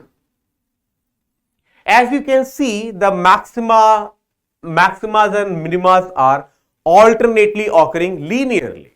So gap between any two maxima is same, and that is equal to the beta, and which is equal to lambda d by d. So this is actually the fringe width, right? So remember this. Where is maxima? So at a distance of y max equals plus or minus n, and this we can write as beta. So we have maxima at the center, right? We have maxima at the center O. At a distance beta above we have a maxima, at a distance beta below we have a maxima. At a distance of 2 beta above and 2 beta below we again have a maxima. At a distance 3 beta above and 3 beta below we again have a maxima. So we have maxima every beta distance from other maxima. So these are the positions of maxima now. Let us now understand the position of minima. Okay. As you know, at minima, the path difference, which is equal to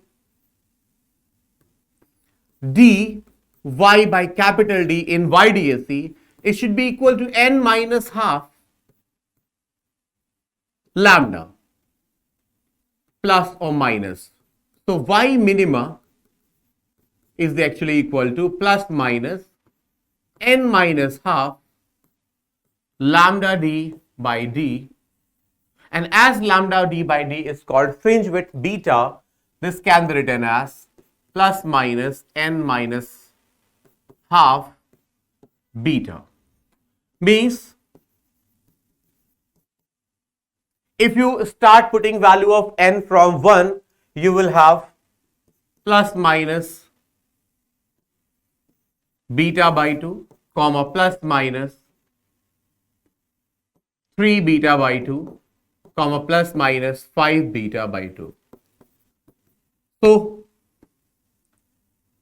at these positions you start getting minima. So we get maxima and minima alternately, and which can be seen from the positions also. At center O we get maxima, at 0.5 beta we get maxima, we get minima, and at beta we get maxima again. So if this is the screen, can you see? This we have shown an intensity pattern. Right? And at center we have maximum intensity. On this axis I am showing actually intensity. So at center we have maximum intensity, then at a distance beta by 2 and beta by 2 above, we have minima, and at a distance beta above and below, we have maxima again. If we consider the exact assumptions of YDSE, that d is very larger than small d and theta 2 very small, all maximums will be having equal intensity. This is actually a curve drawn from the real perspective, but if we get all assumptions like this, we will get intensity of all maxima equal, and all maximums will be equally spaced on the screen. Okay, so this is what some basic concepts of YDSE. Always remember few points. You get maximas at a distance of n beta on both sides of central point O. At central point O, you get central maxima. Also, you get minima at both points or on both sides of central point O at a distance of 0.5 beta, 1.5 beta, 2.5 beta, 3.5 beta, etc. Okay. You should also remember the phase difference and path difference for different maxima. Like for central maxima, we have phase difference 0 and path difference 0. For first maxima, we have phase difference 2 pi and path difference lambda. For nth maxima, likewise, we have phase difference 2n pi and path difference n lambda. Similarly, for first minima, we have phase difference as pi and path difference as lambda by 2. For second minima, we have phase difference as 3 pi and path difference as 3 lambda by 2. And for nth minima, this. Many times we need to convert path difference into phase difference and phase difference into path difference. How to convert? We have a simple formula, relation between path difference and phase difference, which is delta phi equals k, which is 2 pi by lambda delta x. If you have phase difference and you want to know path difference, put phase difference here, it will give you path difference. If you have path difference, put it here, you get phase difference. But a very simple method is, if you have phase difference, actually the phase difference 2 pi is equivalent to a path difference of lambda. Remember this line. The phase difference 2 pi is equivalent to path difference lambda, or path difference lambda is equivalent to a phase difference of 2 pi. So just if you want to convert path difference into phase difference, replace lambda by 2 pi. Or in phase difference, replace 2 pi by lambda, or simply pi by lambda by 2, and you will get phase difference converted into path difference and path difference converted into phase difference. Say for example, you have 7 pi by 4 as phase difference, and you want to know what is corresponding path difference. If this is phase difference, say, and we want to know what is path difference delta x. So just we have to replace 2 pi by lambda.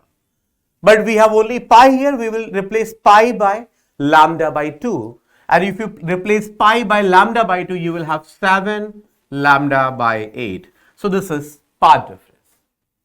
And if you want to calculate phase difference from path difference, replace lambda by 2 pi, you will have phase difference again.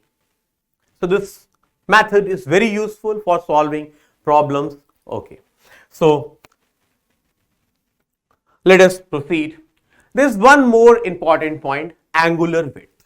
We have learned fringe width. But what is angular width? Actually, fringe width was the linear distance between two consecutive maximums. The linear distance between two consecutive maximums. But angular width is actually the angular distance between two consecutive maximums and as observed from the location of slits. So if we stand at the midpoint of slits and we observe two consecutive bright fringes, the angle between them, alpha, is called angular width. Alpha is called angular width. And obviously alpha would be very small, so we can write alpha as the fringe width, the linear fringe width beta divided by capital D. So let's write alpha as beta by capital D. And as beta is lambda d by d, capital D got cancelled. So formula for alpha is either beta by capital D or lambda by small d. Okay. So this is angular fringe width. Okay.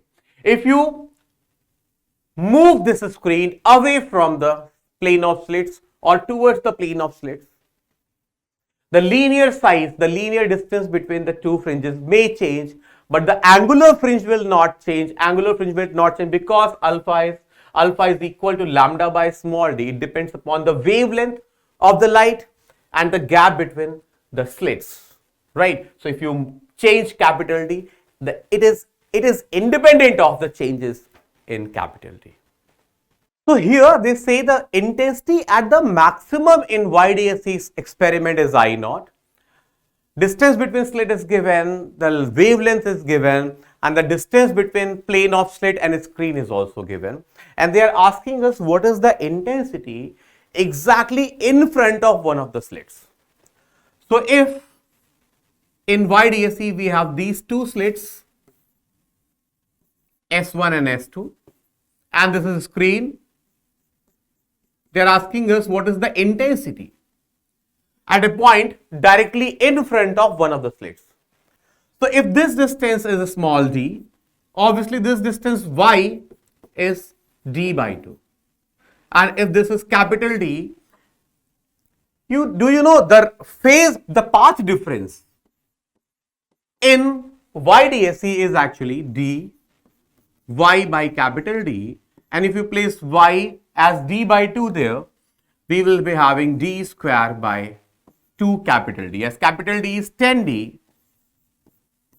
this will become d by 20.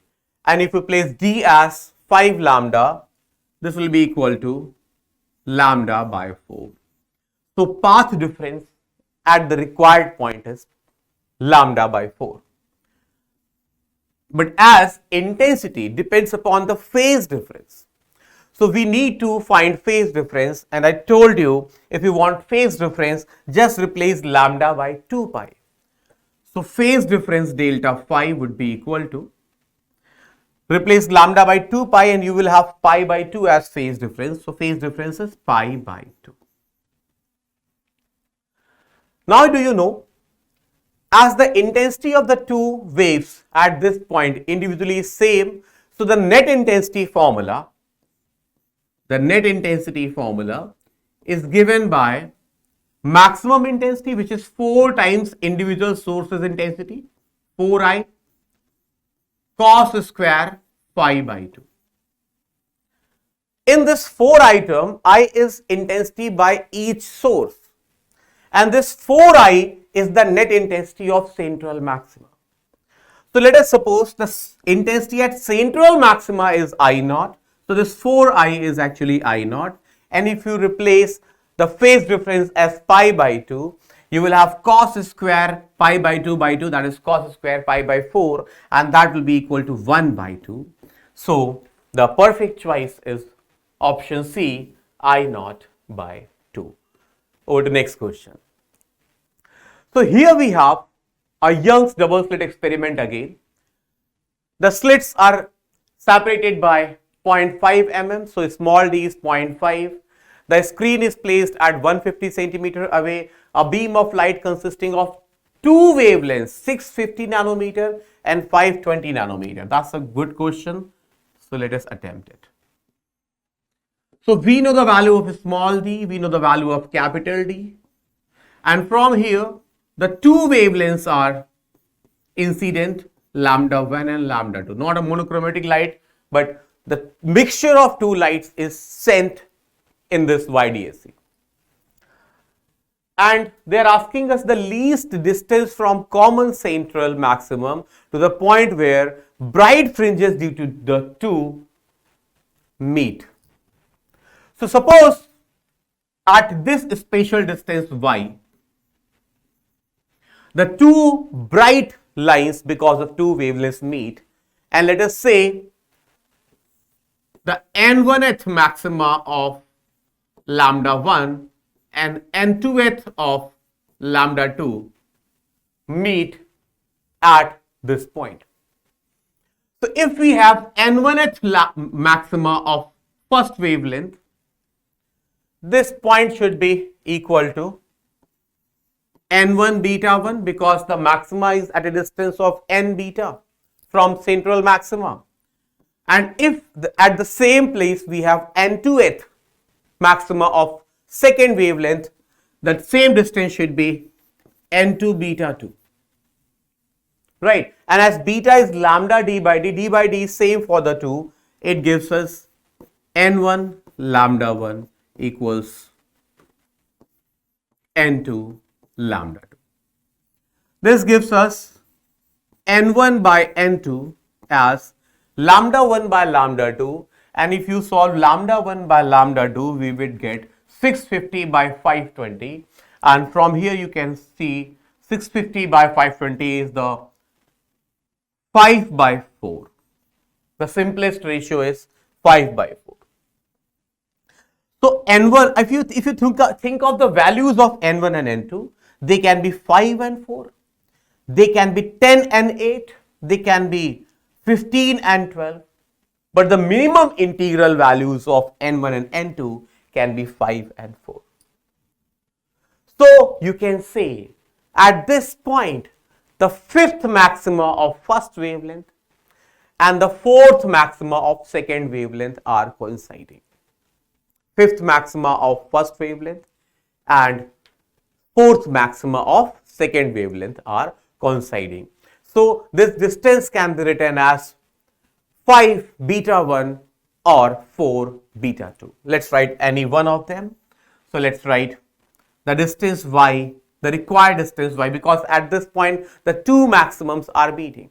The two maximums will meet again at 10th maxima of lambda 1 and the 8th maxima of lambda 2, but that will be away from this. So the minimum distance is 5 beta 1. What is beta 1? Beta 1 is lambda 1 d by small d. Okay. So let us solve this. We have 5. What is lambda 1? Lambda 1 is 650 nanometers. So we have 10 to the power minus 9. We have capital D as 1.5 meters. So we have 1.5 meters and divided by small d, and which is 0.5 millimeters. So we have 0.5 times 10 to the power minus 3. So if you solve this, you will get nearly 9.75 mm as your final answer. So correct answer is 9.75. Okay. Let's move to next question. Here they say in a Young's double slit experiment, the slits are placed at 0.32 mm apart. The wavelength of light is given, and they're asking us the total number of bright fringes that are observed in the big angular range minus 30 to plus 30. So they are asking us, if we have a YDSE setup like this, the wavelength lambda is known, the small d is known, then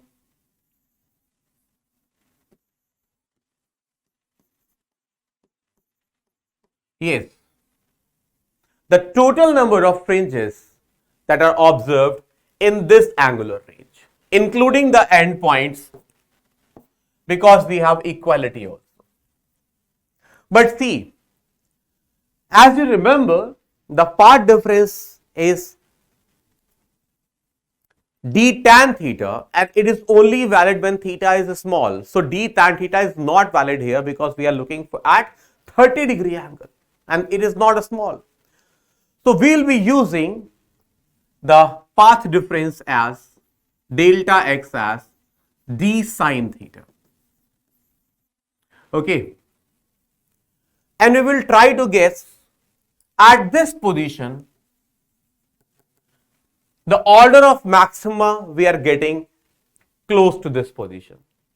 So let us put this d sine theta as n lambda, and you solve this, you will get n as d sine theta by lambda. What is d? D is 0.32 millimeter, that is 10 to the power minus 3. What is sine theta? Sine theta is 1 by 2, so 0.5. And then we have lambda here. Lambda is 500 times 10 to the power minus 9. If you solve this, we get exactly 320. So this explains at the angular position of 30 degree above, we have 320th maximum. So obviously at angle, because the pattern is symmetrical, we also get 320th maxima at the angular position of minus 30. So we have 320 maximas above central position O, and we have 320 maximas below central position O. The total are 640 maxima, and we also have one central maxima. So we have total of 641 maximas. So obviously the number of fringes that are observed will be close to 641, and obviously this is the best choice we have. Okay, so that was it. Let's move to the next question. Here we have a Young's double slit experiment again, and with slit separation 0.1 mm. One observes a bright fringe at an angle of 1 by 40 radian. Again, see, this is a very small angle, 1 upon 40 radian. So we can use approximate formula for path difference, that is d tan theta, by using a light of wavelength lambda 1. When the light of wavelength lambda 2 is used, means we replace the light of lambda 1 by lambda 2, a bright fringe is seen at the same angle at the same setup. So given that the both lambda 1 and lambda 2 are in visible range, then we have to guess their values. So as we know that the path difference in YDSE is d tan theta, and as theta is small, we can replace tan theta by simply theta. So let us use d as 0.1 mm, d as 0.1 mm,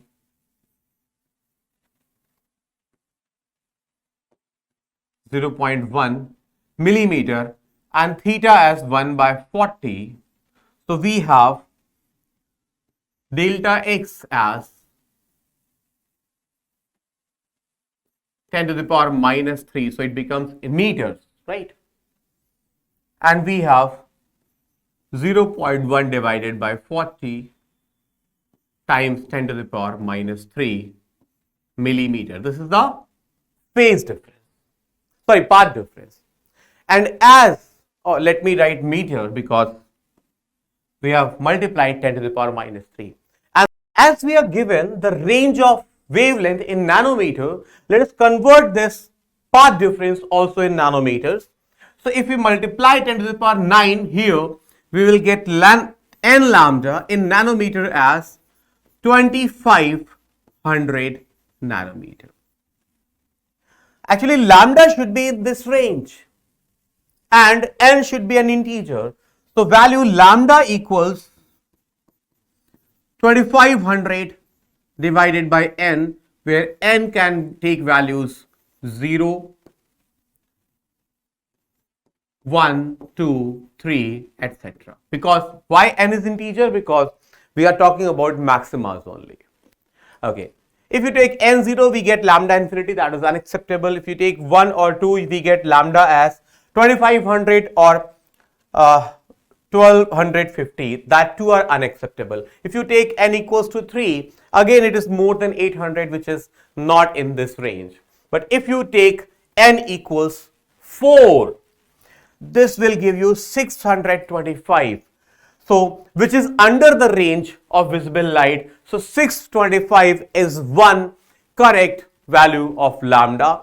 So, this must be one of the option. And if you take n equals to 5, you have lambda as 500. That too is in this range. So, that too can be your answer. So, 625 and 500 nanometer are the perfect two choices for lambda 1 and lambda 2. Okay.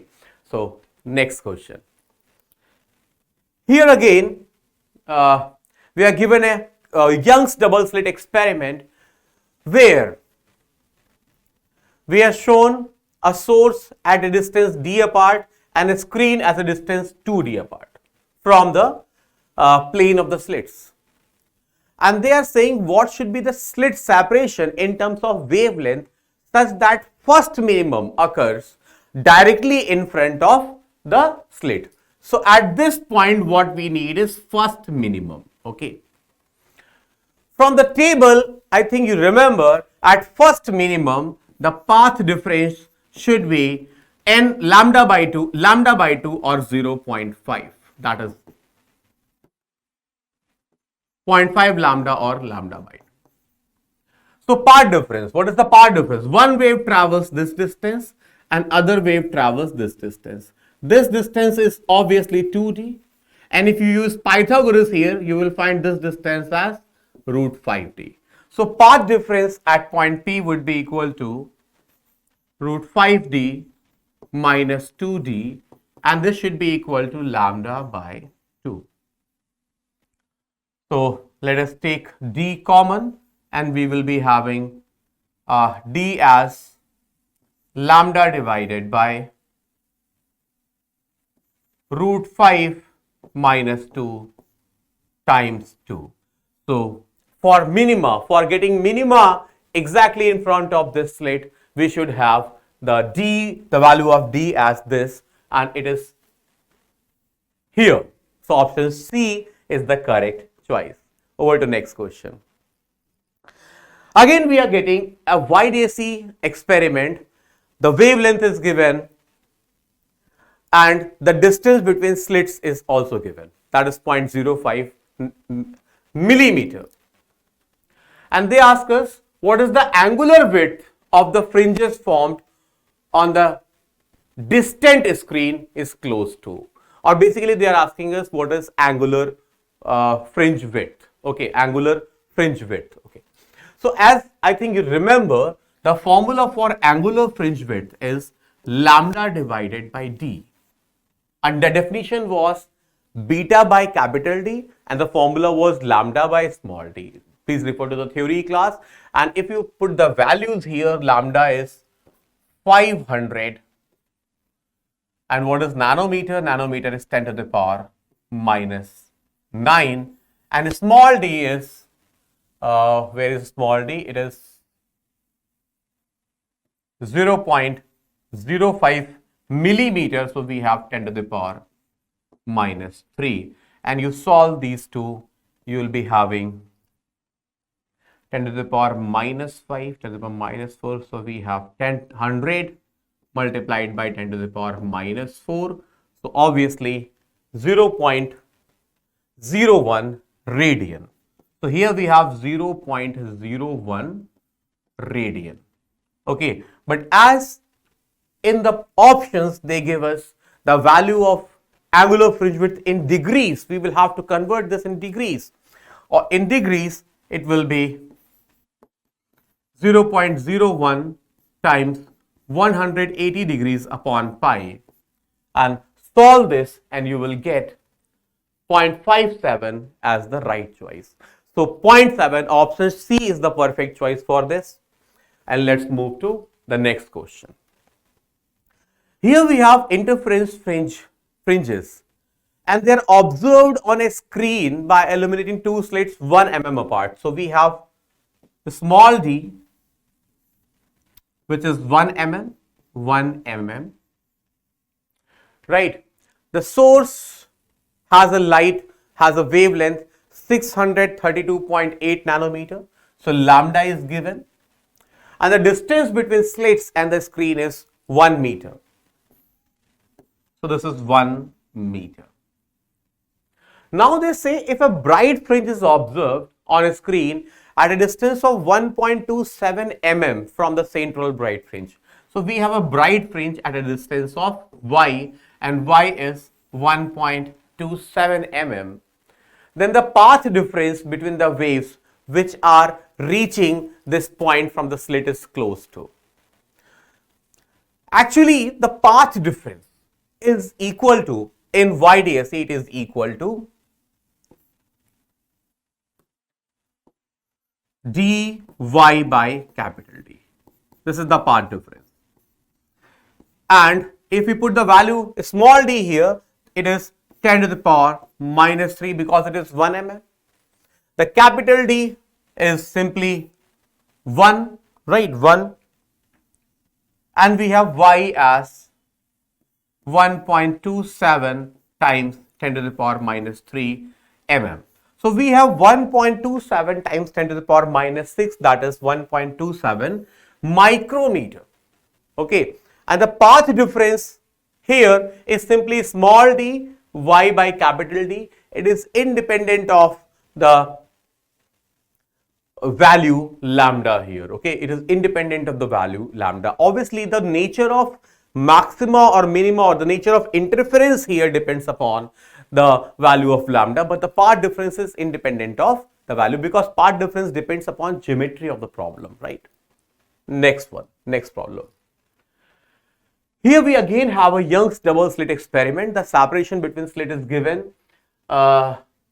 The wavelength of light is given, the capital D is given, and they are asking us the separation between two successive bright fringes, and that is a very small problem, very simple problem, and the separation between two successive bright fringes is beta, and it is known as lambda capital D by D. Let us calculate. So let us put lambda as 589 times 10 to the power minus 9, capital D as 1.5 meter, right? And the slit width is 0.15 times 10 to the power minus 3. So if you solve this, the obvious answer, as these two factors will completely cancel, the numerical digits should be 589, and the numerical digits 589, they are obviously in option C where you approximate them to be 5.9. So obviously this is the correct choice. There's no other choice is possible here. Next problem. Again we have a double slit experiment, and at a certain point on the screen the path difference is 1/8 of a wavelength. So we have path difference delta x as lambda by 8. Okay, lambda by 8. And they're asking us the ratio of intensity of light at that point to that at the center of a bright fringe. So as we know, intensity at any point is equal to the intensity, the maximum intensity at center. This is the maximum intensity at center, and cos square phase difference by 2. And do you remember how I told you how to calculate the path difference, the phase difference? Sorry, this phase difference. So if you have path difference, for calculation of phase difference, just replace lambda by 2 pi, and if you replace lambda by 2 pi, you will be having pi by 4 here. Okay. So this is the phase difference, right? And if you put here, you will be having I max cos square pi by 8. This value here is nearly I max 0.853. So obviously the ratio of I to I max is 0.853, and option C is your correct choice. Let's move to the next problem. Here we again have a Young's double slit experiment and 15 fringes are observed on a small portion on the screen when light of wavelength 500 nanometer is used. So we have a YDSE and on a small portion we are getting 15 fringes. So let us say the width is Y and if the fringe width is beta, we are getting 15 beta on the distance Y. Let's say beta 1. Okay. The wavelength of light is 500 nanometer. Now, actually 10 fringes are observed when on the same section when we use some other wavelength of light and we have to answer that what is the value of new wavelength is. So, if only 10 fringes are observed on the same patch, we can say the distance, the same patch length should be equal to 10 beta 2. And as 15, beta 1 is actually lambda d by d. So, we have lambda as 500 nanometer d by d equals to 10. Beta 2 can be write as new lambda d by d. I'm not changing the units in SI system because they will automatically cancel, and if you now calculate, this is also cancel and lambda would be actually 50 times 15, that is 750 nanometer. So the new wavelength is 750 nanometer. A very obvious answer. Next question. Again in Young's double slit experiment, the width of one of the slit is 3 times the other slit. And therefore, the amplitude of light coming from slit is proportional to slit width. So, if we have one slit wider than the other, obviously this will transmit more light and this will transmit less light. And as the question says the amplitude is proportional to slit width, we can write amplitude A1 by A2 as 3. But as intensity is proportional to amplitude square, the ratio of intensity of these two waves would be I1 by I2 and that would be equal to 9. And they are asking us the ratio of maximum to minimum intensity. That's a simple problem now because from here you know the square root of this is equal to square root of 9, which is 3, and if you apply componendo dividendo here, you will have root I1 plus root I2 divided by root I1 minus root I2 as 3 plus 1 by 3 minus 2, that is 4 by 2. So we have this as equal to 2. But the I max by I min is actually a square of this. This is I max by I min. So this is equal to square of this or a square of this and that equals 4. So the option A is your perfect choice, not this. Okay, let's move to next question. This question says if a source of light used is changed from red to violet. If you change the light from red to violet, obviously you are decreasing lambda as lambda violet is less than lambda red. Lambda red is around 700, lambda violet is around 400. So the wavelength is decreasing, and as wavelength will decrease, the consecutive fringe lines will come closer because the beta is equals lambda d by d. So fringe width decreases as lambda decreases, and if fringe width decreases, the fringes will come closer. So the fringes will come closer and B is your most righteous choice. Now we have a new concept which is optical path. Optical path refers to a special case here that if a wave is traveling in air or vacuum. And in second case, the same wave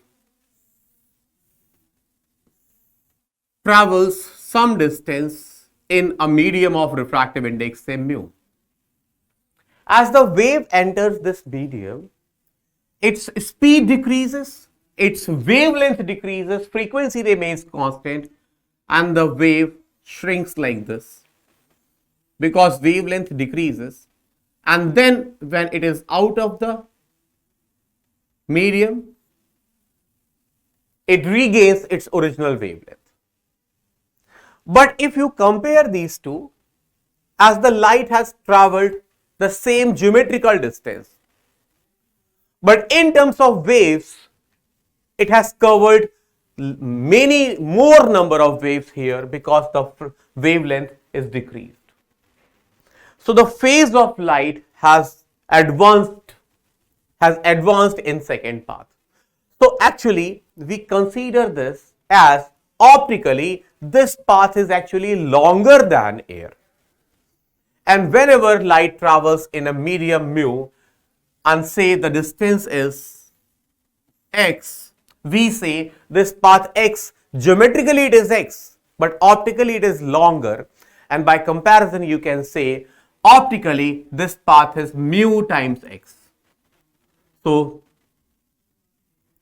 its optical equivalent path, optical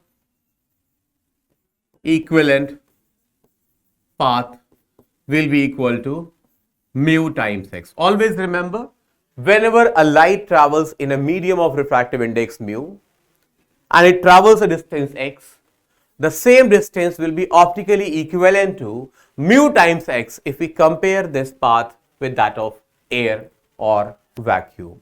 Okay. So we have a question here. In this question it says the two light waves having same wavelength lambda in vacuum. So we are given lambda in vacuum and they are in phase initially. The first wave travels a length L1 through a medium of refractive index mu N1. So if it travels a length L1 in a medium of refractive index N1, right, the equivalent path length is actually N1 times L1, right? And the second wave travels a path length L2 through a medium of refractive index N2, right? So the second wave travels a path length equivalent to N2 times L2, N2 times L2, right? So obviously if we talk about the path difference, so the equivalent path difference is actually the difference of these two. So this is the path difference. This is the obvious path difference, right? And as they are asking the phase difference, obviously the phase difference is k times path difference and k is 2 pi by lambda. So obviously the C is our right choice. So what is the use of optical path here?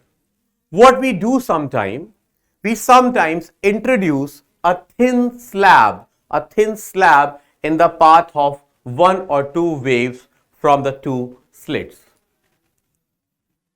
So if we think of YDSE and we place a slab of thickness T and let's say refractive index N here in the path of waves from S1. What happens then? If we check at this point P, the one wave travels S1P, the other wave travels S2P. Right? There is nothing in the path of S2P. So the path difference now becomes S2P minus S1P, but in the path S1P we have some non-homogeneity. We have two medium. We have air also, or we have this path also. So when we write S1P, let us write S1P in a spatial manner, right? As S1P minus T. This distance is traveled in air.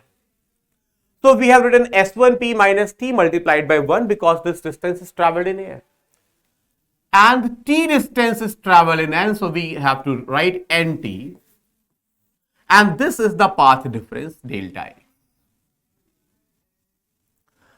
If we write it again, we have S2P minus S1P, right? We have S2P minus S1P. And in S1P, we have NT minus T, that is, if you take common, you have T times N minus 1. Yes, and this is the path difference. So what happens? When you add a slab of thickness T and refractive index in some path from the slits, path of wave from the slits, the path in which slab is added, that path optically increases by a term, and that term is T times N minus 1, where T is the thickness and N is the refractive index. Suppose we place this thickness in the path of S1. So in path S1P, we will add T times N minus 1. If we add one more slab here also, we will add T times N minus 1 in the path S2P also. So it is very simple. In whichever place, whichever path you add or you introduced a slab, that path length increases by a little distance, and that increase is equal to thickness times the refractive index minus 1. Always remember this. And because of this, this path S1P will be actually bigger than the value it looks. So if you think of the central maximum position, central maximum position, if you think of the central maximum position, the central maxima is not obtained at O. Remember, central maxima is not obtained at O, because at point O, S1O and S2O looks same, but S1O is bigger because of this slab. So we do not have zero path difference at center. So O is not a central maxima. So where goes the central maxima?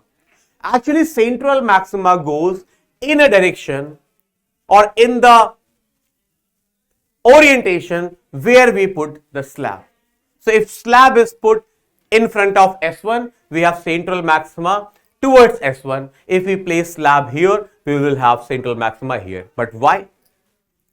Because when you introduce a slab, this path increases, and if this path increases,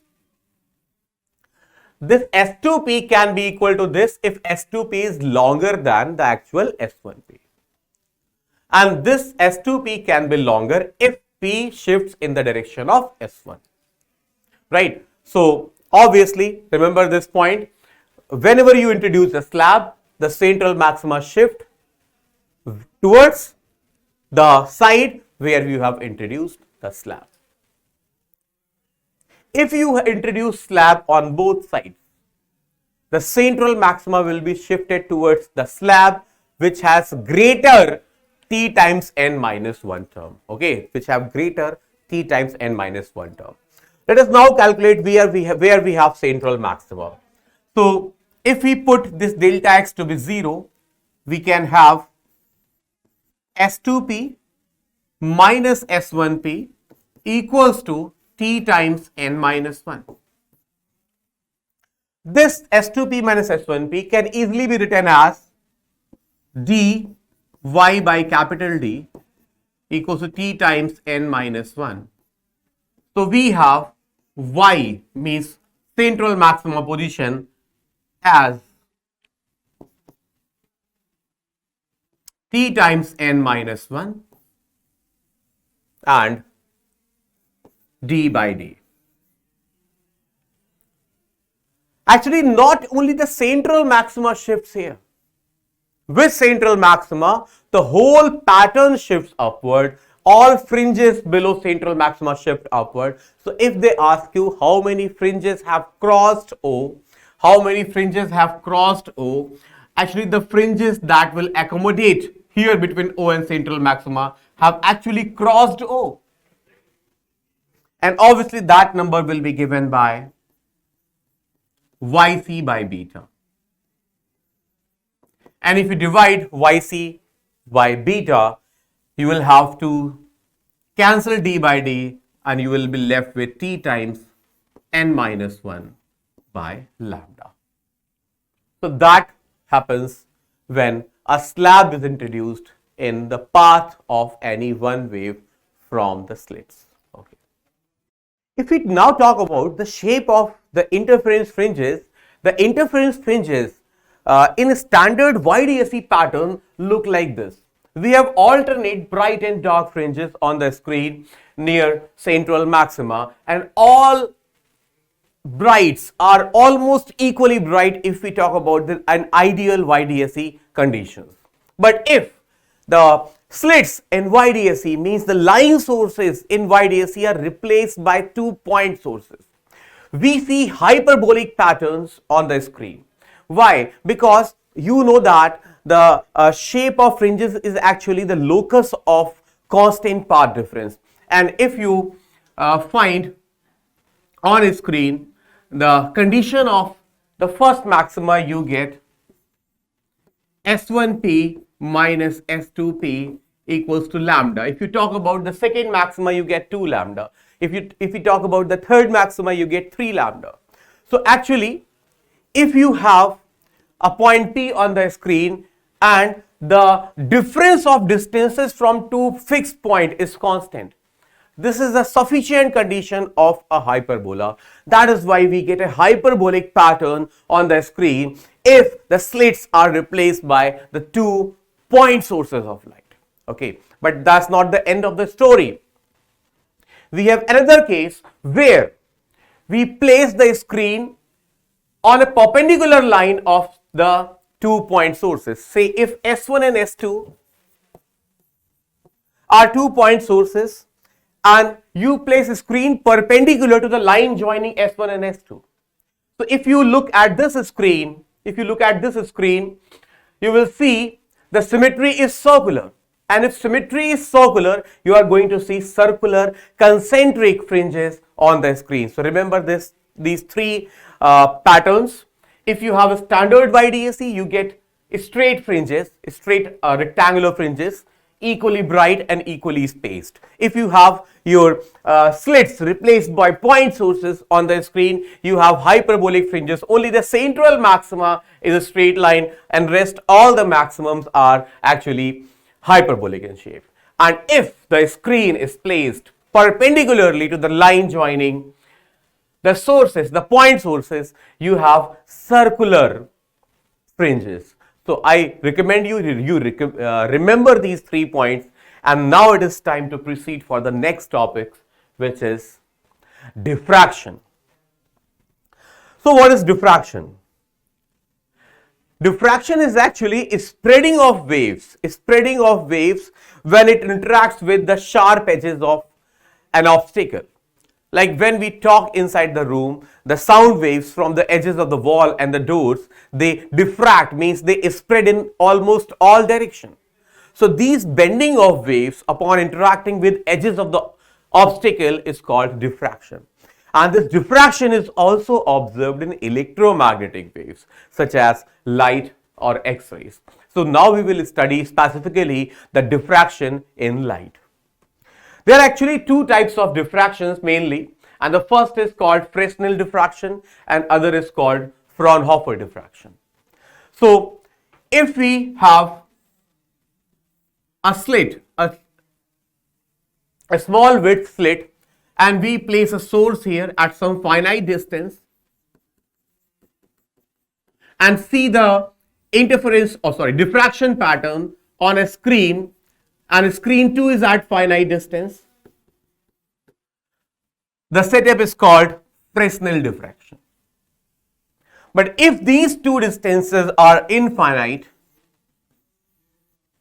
we call the diffraction pattern as Fraunhofer diffraction. We call it Fraunhofer diffraction if source is at infinite distance from the slit and screen 2 is at infinite distance from the slit.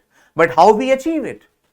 Because if we really place the source at infinite distance from the slit or at a very long distance from the slit, the source will have very low intensity here, and when these low intensity light will be diffracted, we will not be getting any reasonable intensity to see the pattern on the screen.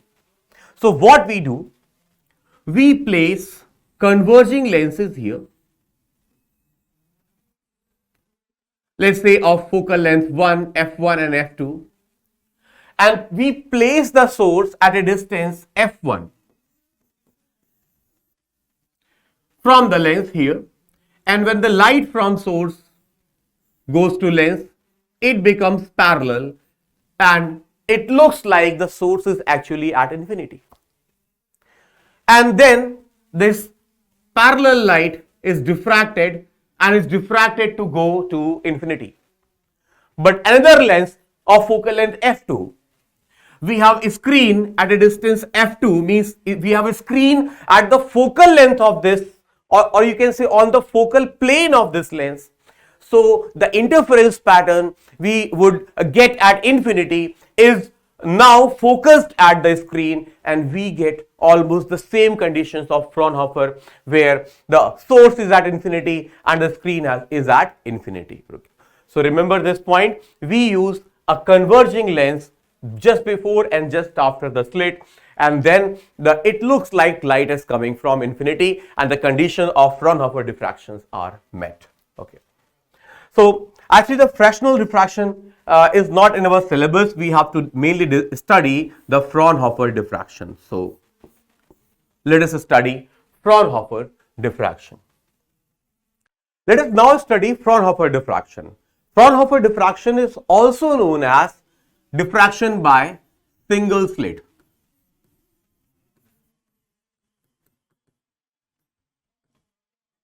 So we have a single slit and light from infinity is being incident on it. Let us say light is monochromatic and has wavelength lambda. The slit width is say d, and in the slit we assume there are large number of sources, and actually diffraction pattern that we get here is actually the superposition of waves from these large number of sources. So when we see the pattern here on the screen, the pattern looks like this. At the center, we get a central maxima. So this is central maxima, and the central maxima is brightest. So the intensity of central maxima is very large. Then we get two minimums, and these minimums are called first minimums. These both are first minimums. It is also first minima. Then we have second minima, and then we have third minima, and similarly on the lower side we have second minima, third minima, fourth minima, etc. And between these minimas we have some maximum intensity, and that is called secondary maximum. But remember, the intensity of all the maximums is not same. Actually, the most of the light is concentrated in central maxima, and the intensity of first secondary maxima is only 1/22 of the intensity of maximum central maxima. And if we go further, the intensity reduces, intensity decreases at a very faster rate. So we get this type of pattern through a single slit diffraction. Okay. What we have to remember is the position of minima and position of secondary maxima. So let us first study the properties of the diffraction pattern. As I said, the most of the light is concentrated in the central maxima, and intensity of first secondary maxima is only 1/22 of the central maxima, and the other maximums are even less bright.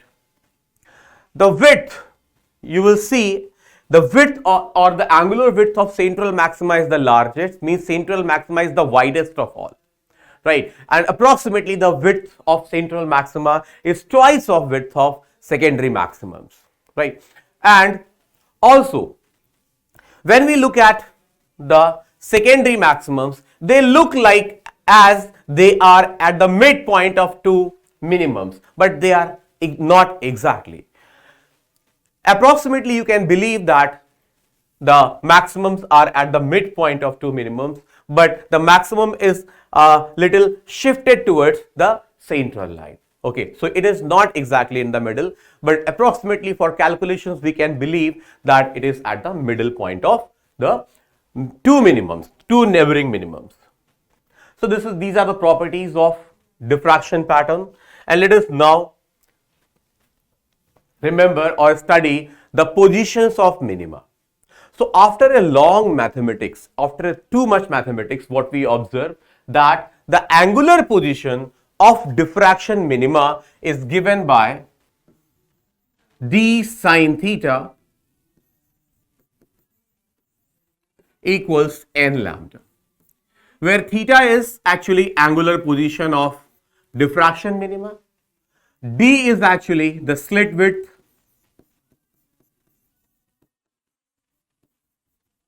and lambda is the wavelength. So if we try to know what is the position of first secondary maxima, minima, I must say minima. We are studying the positions of minima. So first minima, I must say, first minima. For getting first minima, we should write the n as 1 in the place of n. So the sine theta becomes lambda by d only. As the wavelength of light is too small as compared to slit width, this ratio is very small, and if this ratio is very small, the sine theta can be written as approximately theta or tan theta. So if you write tan theta, you can write tan theta as this height y divided by this length d. As this d is also equal to the focal length of the lens, used here. That is why we can also say d is equal to the focal length of the lens placed just after the slit. So you can write tan theta as y divided by d or y divided by f equals lambda by d. So y becomes lambda f by d. This is the position of first minima. If we talk about the position of second minima, let us see.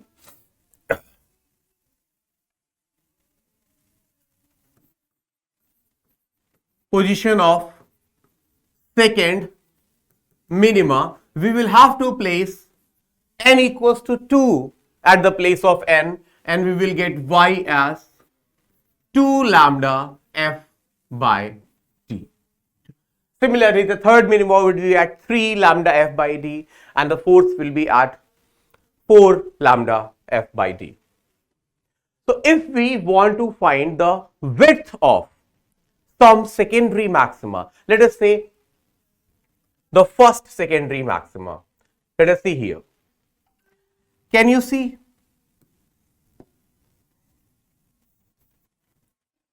This is the position of first minimum and this is the position of second minimum, right? Say y1 is the position of first minimum and y2 is the position of second minimum. So width of secondary maxima would be equal to y2 minus y1, right?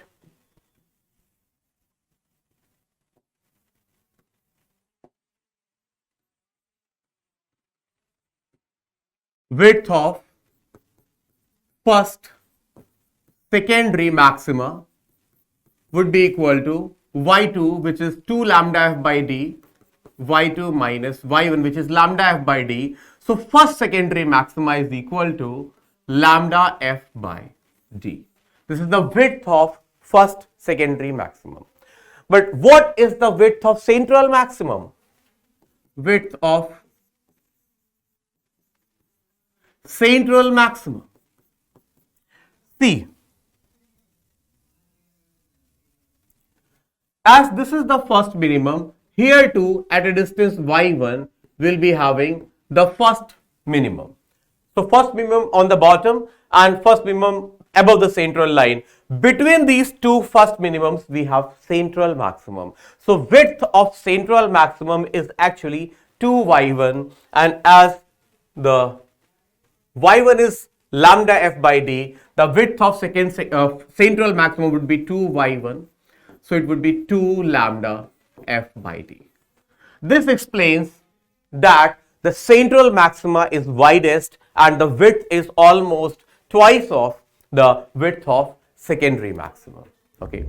So this was approximately, you can say, the width. Why I am saying approximately? Because I am taking an assumption that the width of slit is actually much larger than the wavelength of light. Okay. Where are the positions of the secondary maximums? As I said, the secondary maximums are taken at approximately the midpoint of two corresponding minimums. So, as you know, that first minimum was at y1 and the second minimum was at y2. So, the position of first secondary maximum would be the average of y1 plus y2 by 2, and that would be 3 lambda f by 2d. If you place the value of y1 and y2, you will get 3 lambda f by 2d. This is approximate position of the first secondary maxima. Similarly, the position of second secondary maxima would be 5 by 2 lambda f by d. And if you try to know, but they are not important because the intensity reduces so much that they are of no importance experimentally. So just remember this. The first secondary maximum is approximately at 3 by 2 lambda f by d. The second secondary maximum is at 5 by 2 lambda f by d. The third one would be at 7 lambda f by 2d. So that's so on. Let us see what we have next.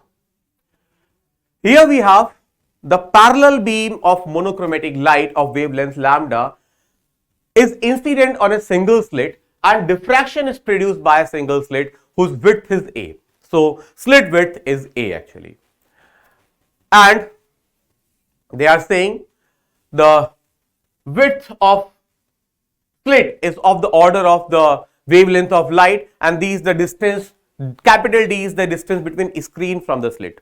Okay. So they are asking us what is the width of central maxima. As I just told you, the width of central maxima is twice of lambda f by d, where lambda is wavelength, f is the focal length of the lens. Actually, it is also the distance between the slit and the screen. So this f can be written as capital D here, and the width of slit is given to us as a. So width of central maxima becomes 2 lambda d by a, and 2 lambda d by a, we have 2 lambda d by a in option C. So option C is the perfect choice. Let's solve next question. Here we also have a linear aperture, means a slit whose width is 0.02 centimeter, and it is placed immediately in front of a lens of focal length 60 centimeter. So actually we have a slit whose width is given. It is placed very close to a focal length 60 centimeter lens, and the aperture is illuminated by light normally like this, and the wavelength of this light is 5 times 10 to the power minus 5 centimeter, right? And they are asking us the distance of the first dark band of the diffraction pattern from the center of the screen would be. So obviously this is the center of the screen and the first dark band occurs at distance y1, and the value y1 is, as we remember, the value y1 is actually lambda f by small d. So let us put the values. Lambda is 5 times 10 to the power minus, yes, the lambda is 10 to the power minus 5 centimeter. As the answer is in centimeter, so we will try to place everything in centimeter. The focal length is 60 centimeter and we have slit width as 0.02. So if you solve this, you will have 0.15 centimeter, your answer, and therefore your D is perfect choice. Okay, so let's move for the next question. Here we have a diffraction pattern due to single slit again, and minimum is observed at angle 30 degree. Minimum is observed at angle 30 degree and wavelength of light is 5000 angstrom.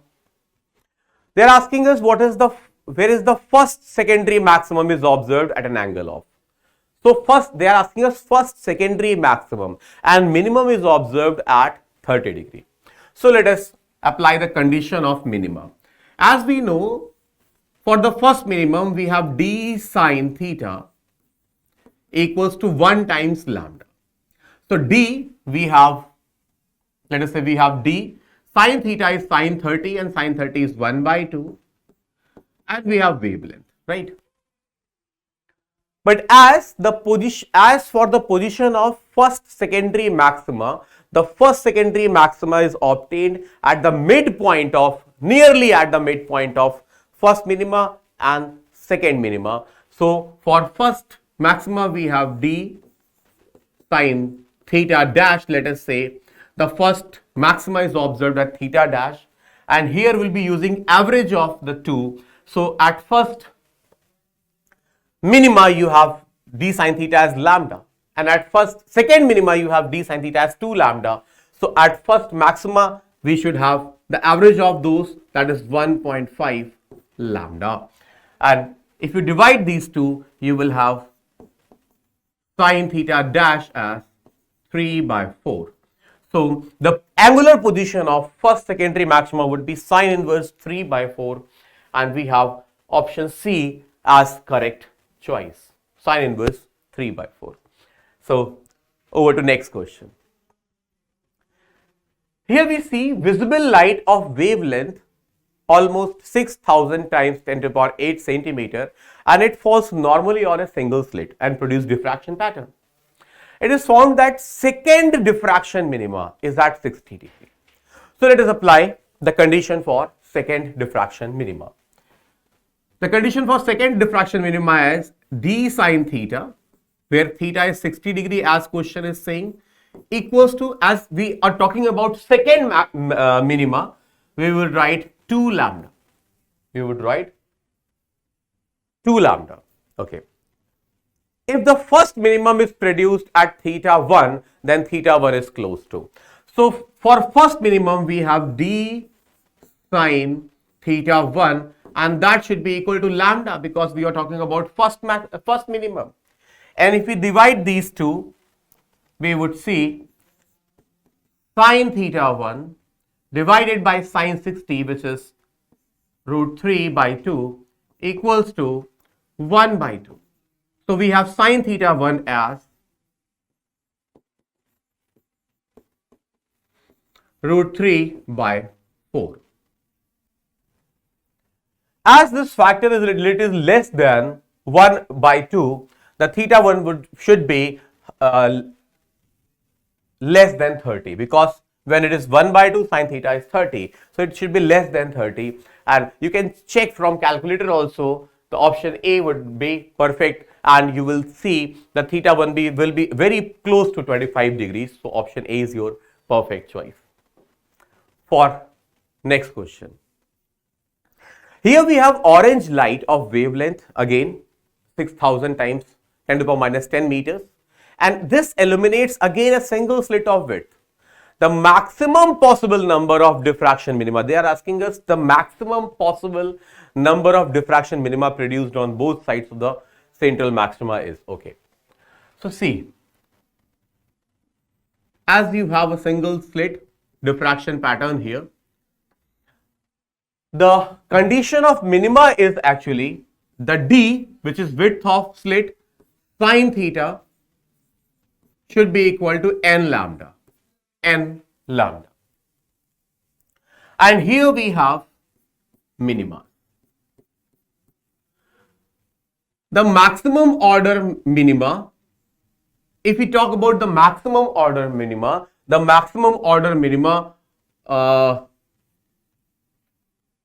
we will find the maximum order minima at a very greater range. Okay, so in this question we have orange light of 6000 angstrom, and this illuminates a single slit, right? Of the width of single slit is given, and they are asking us the maximum possible number of diffraction minima. So let us apply the condition for diffraction minima, and diffraction minima condition is d sine theta equals to order of minima times wavelength. So if we calculate the order of minima, we would be able to guess the number of minimas on either side. So n from here would be d sine theta divided by lambda. As we have to guess maximum order, let us put the maximum value of sine theta, and the maximum value of sine theta is 1. As everybody knows, the maximum value of sine theta is 1. So n max would be equal to d by lambda, and as d is equal to 0.6 into 10 to the power minus 4 and divided by 6000 times 10 to the power minus 10, we will have n maximum as 100. We have n maximum as 100, right? But the 100th minimum, we will get the 100th minimum at a position where theta is 90. But if you look at the single slit diffraction diagram, the theta equals to 90 line will not be able to cut the screen. So we cannot get the 100th minima on the screen, because 100th minima will be at some infinite distance from the central point O. So on a screen, if we have a very large size screen, on a screen we can get only 99 minimums above central point O. So if we get 99 minimums above central point O, we can also get 99 minimums below central point O. So the total would be 99 plus 99, that is 198 minimums. So this is the maximum number of minimas produced on both sides. Next question. Next. So now we have studied diffraction by a single slit. But if that single slit is replaced by a circular hole of diameter b, if the slit is replaced by a circular hole of diameter b, again the diameter b is very small here. Obviously, if b is of larger diameter, the diffraction would not take place. Diffraction takes place when the obstacle is of the order of the wavelength of light, right? So b is small here, and when light is diffracted from this hole, it expands, it actually enters in the region of geometrical shadow, and we get a circular pattern because of the symmetry, because of the circular symmetry of hole, we get circular pattern on the screen. Here we see a bright circular patch at the middle. Then we see a dark line, and the dark line is called the position of or the circle of minima, and after that dark line we again get a bright ring. This is called the first secondary maxima. This is actually the central maxima. This is secondary maxima, and after that we get minima again and again, the secondary maxima. So we are getting the similar results as single slit diffraction pattern, but because of circular symmetry, the diffraction pattern is circular. Here also the most of the light is centered or concentrated in the central maximum, and the secondary maximums are very dull, so they cannot be seen properly. So here we see a bright central patch called central maxima, and the rest are not that important. Okay. If we talk about the first minima, because position of first minima, within first minima we have central maxima, so position of first minima can be called as the radius of central bright. Remember, the position of first minima can be called as radius of central bright. Position of first minima can be called as radius of central bright. Okay, and actually the mathematics is too difficult. We need to use Bessel's functions, etc. So that is actually beyond the scope of the 12th mathematics. So I am directly writing the angular position of first minima.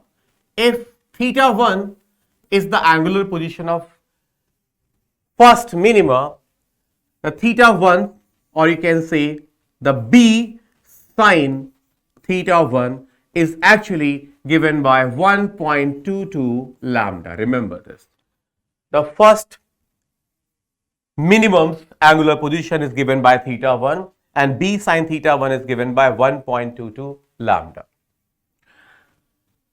So sine theta 1 here is 1.22 lambda divided by B.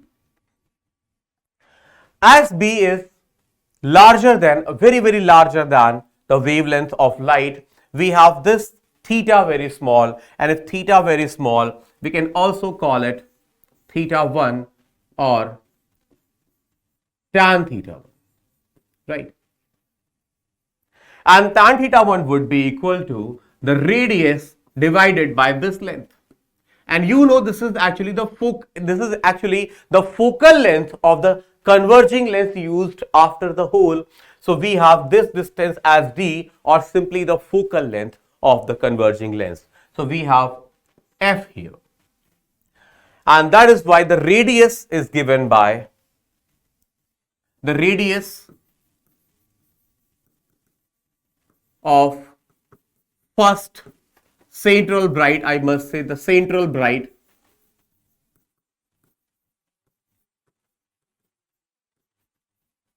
is given by 1.22 lambda f by b, where lambda is the wavelength of light, f is the focal length of the lens used, and b is the aperture diameter of the hole. So we have this radius, right? The diffraction is also observed when light is refracted by the lens. The light also interacts with edges of the lens, okay, and that is diffracted. So when light is simply refracted by a lens of, say, some telescope or microscope, there is some diffraction at the edges. We observe some diffraction at the edges, and because of this, at the point of image, at the point of image, we don't get a sharp point image. We get a diffraction pattern. We get a diffraction pattern. We get a bright disk. We get a bright disk. Instead of a point image, we get a bright disk, right? And the radius of that bright disk image of bright disk image is equal to 1.22 f lambda divided by b, where f is the focal length of the lens used, lambda is the wavelength of light, and b is aperture diameter of the lens. B is actually aperture diameter of the lens. And this is actually a defect, because we were expecting a point-like sharp image, and what we are getting a blurred disk of radius r, right? So if we want a better image, obviously the radius of this bright disk must be as small as possible, and that is only possible when the aperture width b or aperture diameter b is large. Aperture diameter b of the lens is large, and that is why we use big sized, big aperture lenses in telescope, right? Okay, so that makes smaller and sharp images on the screen. So this is diffraction by lenses. So now we will think of the limit of resolution or limit of resolution of telescope. As we are discussing the telescope, remember one point, actually limit of resolution refers to the minimum angular separation for which two objects are just resolved. Two objects are just resolved. Let us understand this concept. Suppose we are looking at two stars using a telescope. Suppose this is objective lens of telescope, right? And the two stars are at infinite distance away, and its two images are formed at its focal plane. One is here and one is here. As because of diffraction through the lens, we do not get sharp images, rather we get some diffraction pattern here.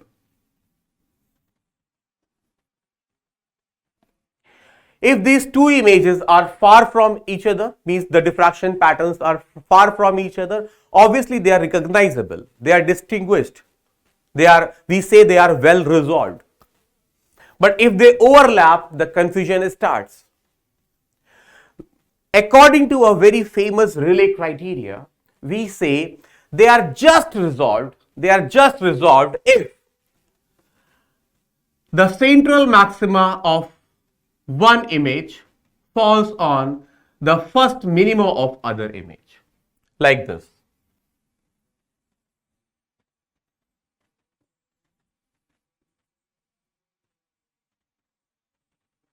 Here, can you see?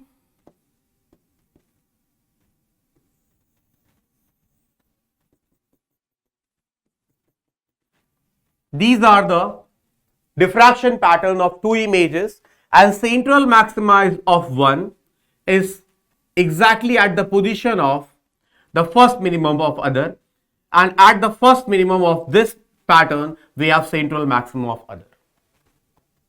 Okay, as this distance is actually the radius r, so you can say if the two central maximums are r distance away, where r is given by, I think you remember r is given by 1.22 lambda FO and divided by B.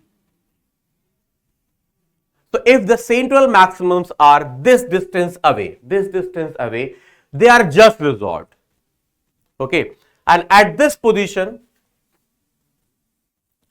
this angle delta theta or theta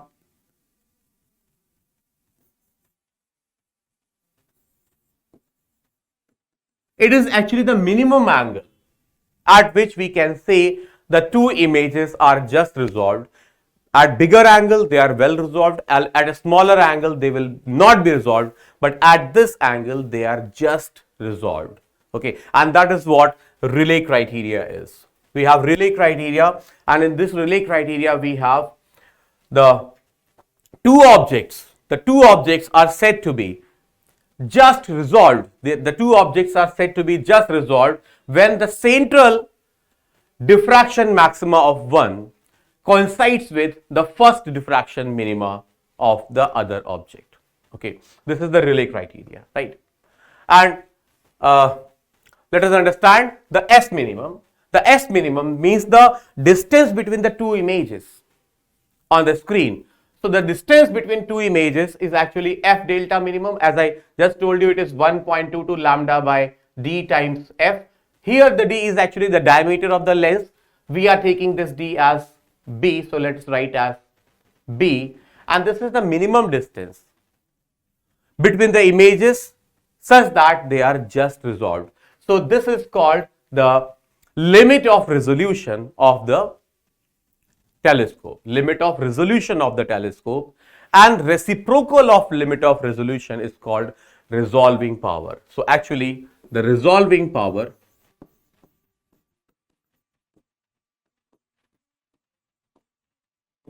equals 1 upon S minimum, so it would be B divided by 1.22 F lambda. So clearly, if we take a bigger aperture lens, the resolving power of the system or telescope would be large, right?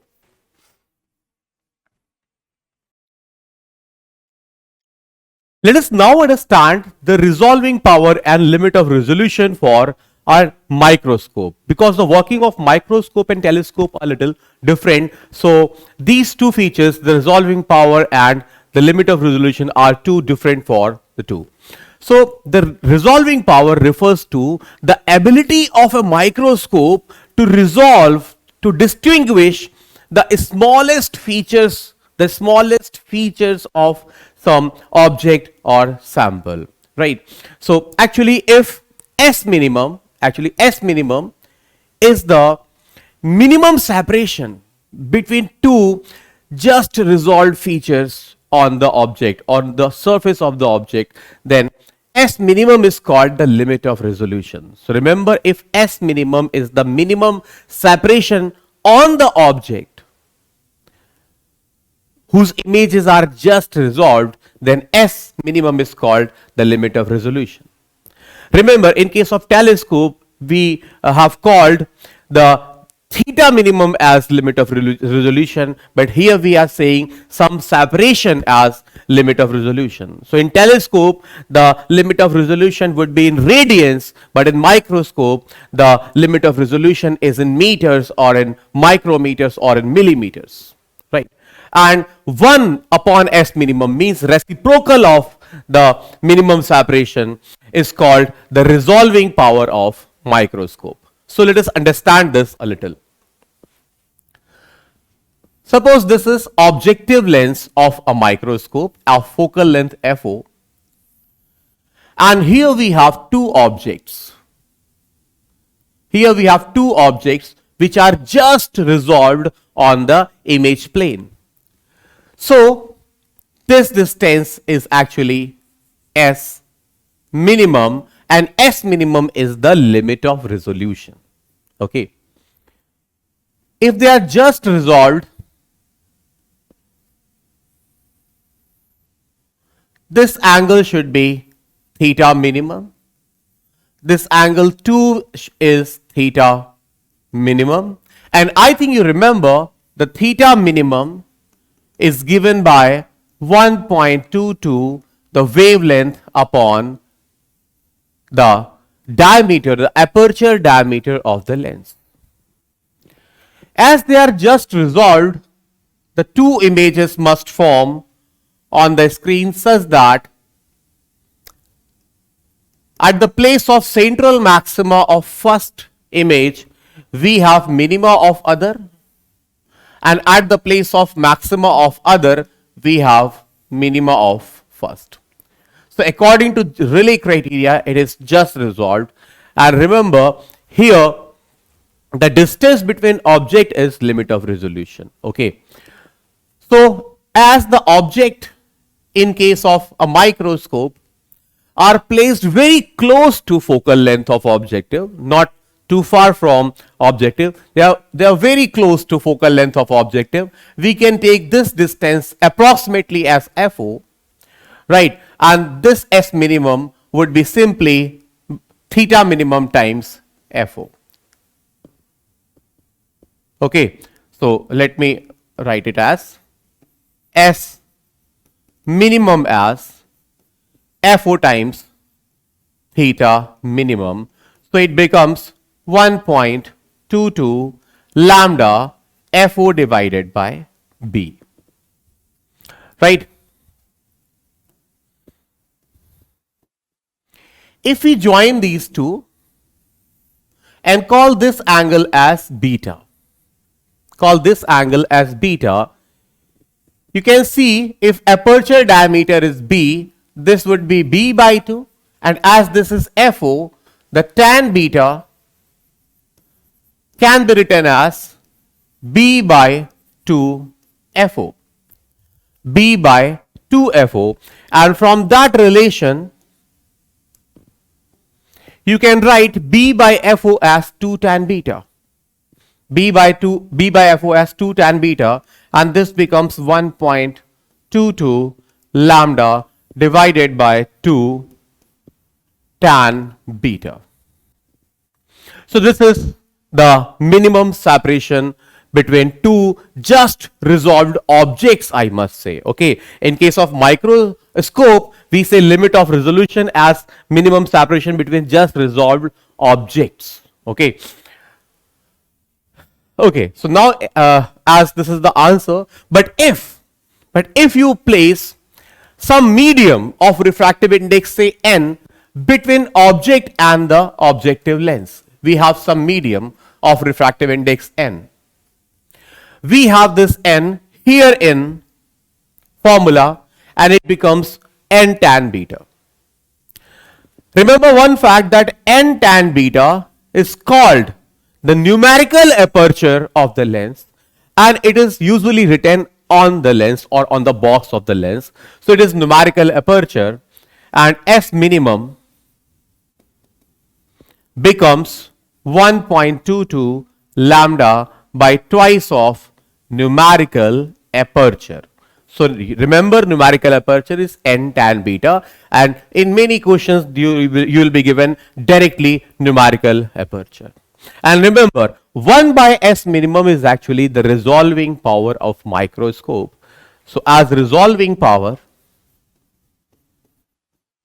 it is actually twice of numerical aperture divided by 1.22 lambda. So resolving power is inversely proportional to the wavelength of light. Now we will solve few questions based on the limit of resolution and resolving power of telescope and microscope. And here we have first. And here in this question we are given the numerical aperture of objective lens of microscope, the wavelength of light, and they are asking us what is the minimum separation between 2 points which can be seen distinctly. So as they are asking us S minimum, and I think you remember S minimum is actually 1.22 lambda divided by twice of numerical aperture in terms of numerical aperture, right? And if we put the values, we have 1.22 lambda you have 5000 angstrom, so we have 5 times 10 to the power minus 7 divided by twice of 1.25, right? And if you solve this, you will have the correct answer as nearly 0.24 micrometer. So you have the option A as your perfect choice. Okay, next question. Here in this question, they are saying the diameter of objective of a telescope is 250 centimeter and the light has wavelength of 600 nanometer coming from a distant source. What is the limit of resolution of the telescope is? So as we remember, the limit of resolution is actually theta minimum, and the value of theta minimum is 1.22 lambda divided by the aperture diameter of the lens. If we put all the values here, we have 1.22 lambda is 600 times 10 to the power minus 9, and the B, that is diameter of lens, is 250 centimeters. So we have 2.5 in meters. And if you solve all these, you will have 3 times 10 to the power minus 7 radians. So option C is your correct choice. Let's move to the next question now. This question says in a double slit experiment, the green light falls on double slit setup and the slit separation is nearly 19.44 micrometer. We are also given the slit width, and which is approximately 4 micrometer. So what happens on the screen? Actually, the diffraction pattern will also form on the screen and YDSE pattern also forms on the screen, and they overlap. And they are asking us the number of bright fringes of YDSE between the first and the second diffraction minima. So please remember, in YDSE, the fringe width is actually beta and it is equal to lambda d by small d, that is the fringe separation, and which is 19.44 micrometer here. And distance between first and second minima of diffraction is actually y, and this is lambda d divided by slit width, which is 4.05 micrometer. So if we wish to know how many fringes are there in this width, we will have to divide y by beta. So number of fringes in between two minimums of diffraction will be y upon beta. So if we divide this, we will be getting 19.44 divided by 4.05, and if you solve this, the answer would be nearly 5. So B is your perfect choice. Let's move to next question. Here we have two stars which are 10 light years away from Earth, and they are seen through a telescope whose objective lens has a diameter of 30 centimeter. The wavelength of light is 600 nanometer, and to see the stars just resolved by a telescope, the minimum distance between them should be. So we have to find the minimum distance between the stars. Okay. As you know, the angular separation delta theta minimum for the images to be just resolved is 1.22 lambda by b. So linear separation would be obviously the angular separation multiplied by linear distance. So the S minimum is actually 1.22 lambda by b times 10 light years, the distance of 10 light years, which is 10 times the 1 light year, and 1 light year is given to us 9.46 times 10 to the power 5.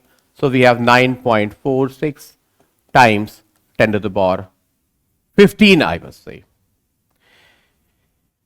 If you write here the value of lambda, the value of b, and solve this calculations, your answer would be nearly 1.1 times 10 to the power 11 meters.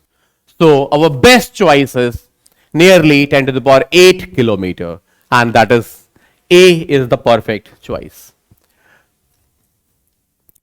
Now we have another question. It says a lens of large focal length and large aperture is best suited as an objective of astronomical telescope. But why? So we are given few reasons and let us study why. As you know, the magnifying power is FO by FE.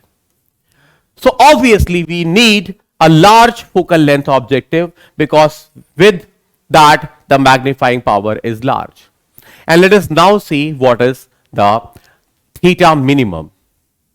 Means just resolved angular separation between the images, theta minimum. As theta minimum is actually the 1.22 lambda by b, and resolving power is actually reciprocal of theta minimum or proportional to 1 by theta minimum. So we have resolving power proportional to b divided by 1.22 lambda. So obviously for better resolving power, the aperture diameter should be bigger. So let us read the options. The first option says the large aperture contributes to the quality and visibility of the image. Obviously, if it is having bigger resolving power, the visibility and the quality of image would be great. The second option says a large area of the objective lens ensures better light gathering. Obviously, if we have a bigger area of aperture of lens, the more and more light will enter the lens and the more bright image is formed because we have more energy of light. And large aperture provides a better resolution, and that can be seen by resolving power. The large aperture provides a better resolution. So obviously all three options are correct and we have the correct choice as all of the above. Okay. Now we study the polarization of light. Actually, light exhibits polarization and that proves light has transverse nature. So as we have studied, if light travels in, say, x-axis, right, the electric field vibrates in one plane and the magnetic field vibrates in other. So let us suppose we have this as y-axis, this as z-axis, and we have x-axis towards you and light is traveling towards you.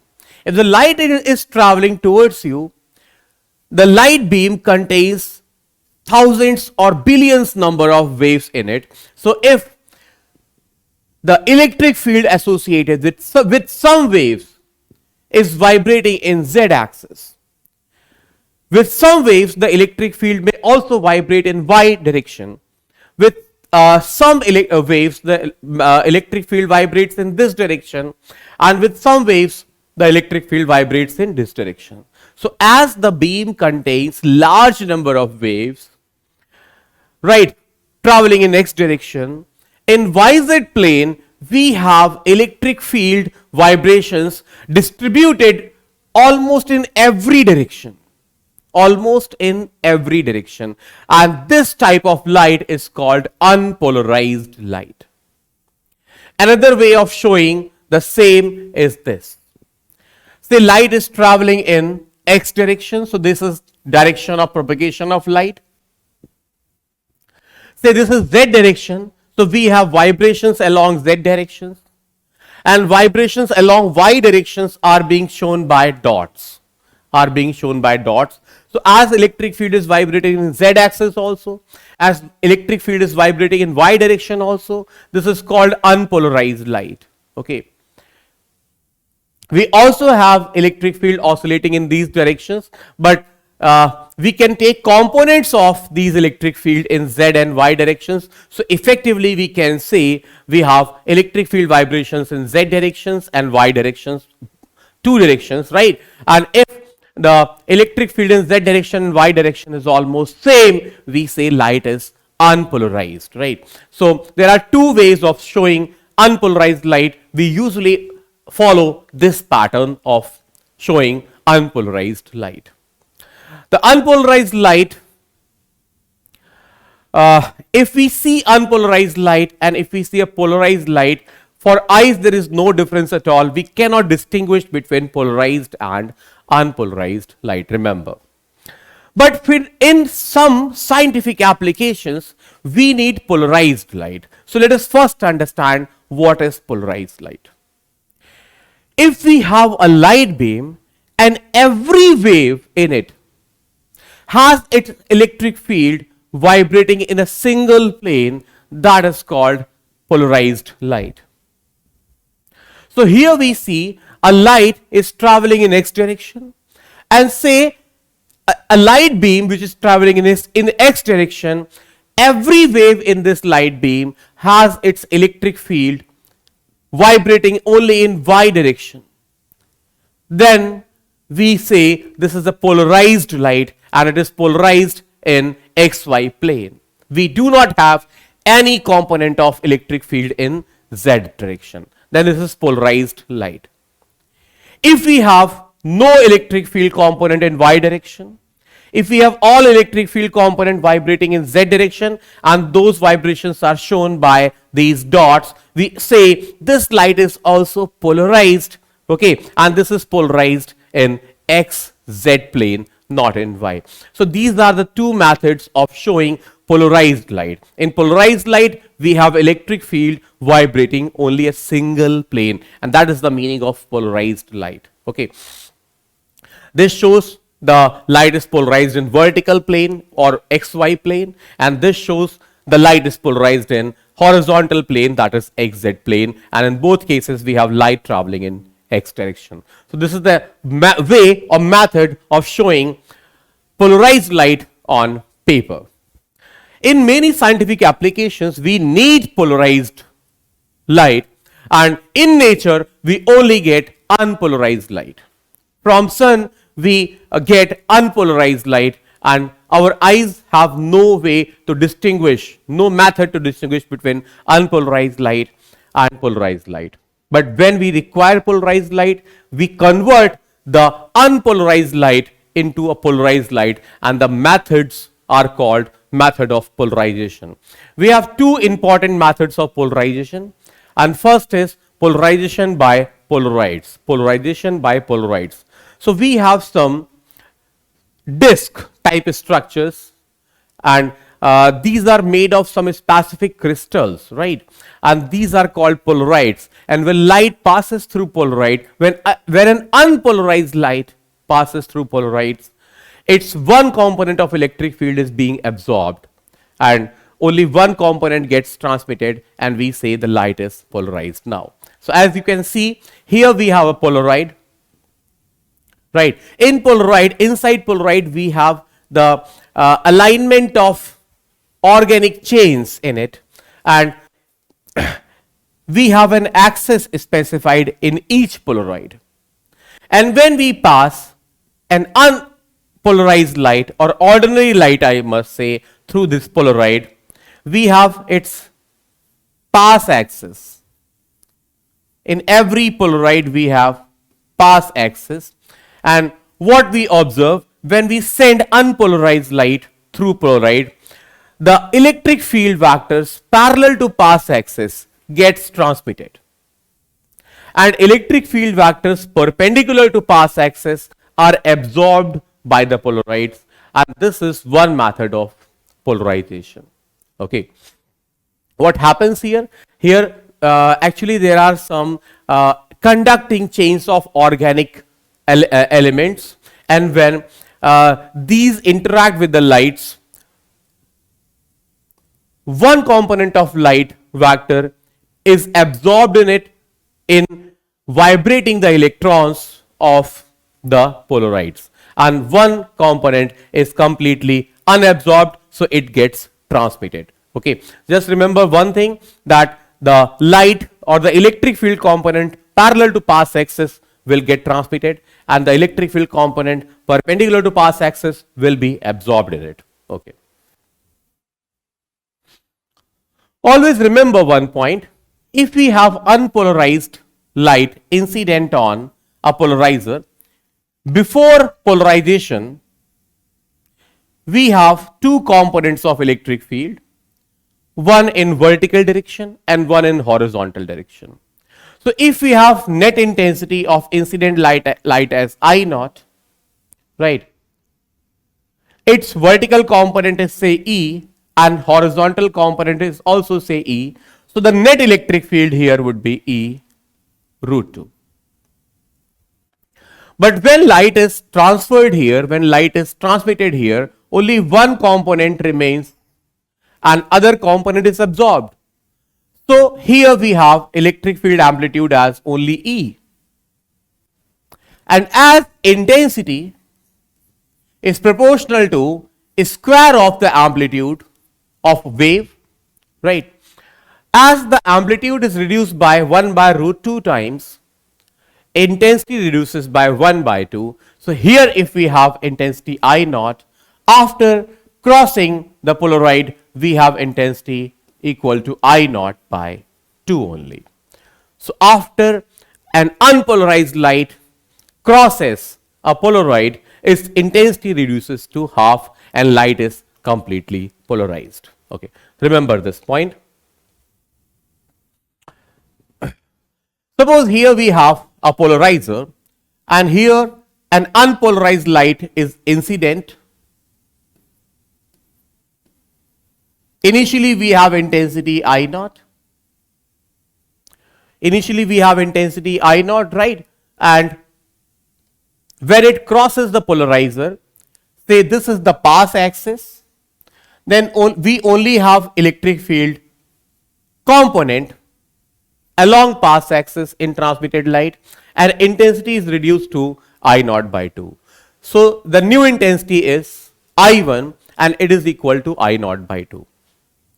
If I place another polarizer here, the second polarizer is called analyzer. And it is a test whether the light is polarized or not.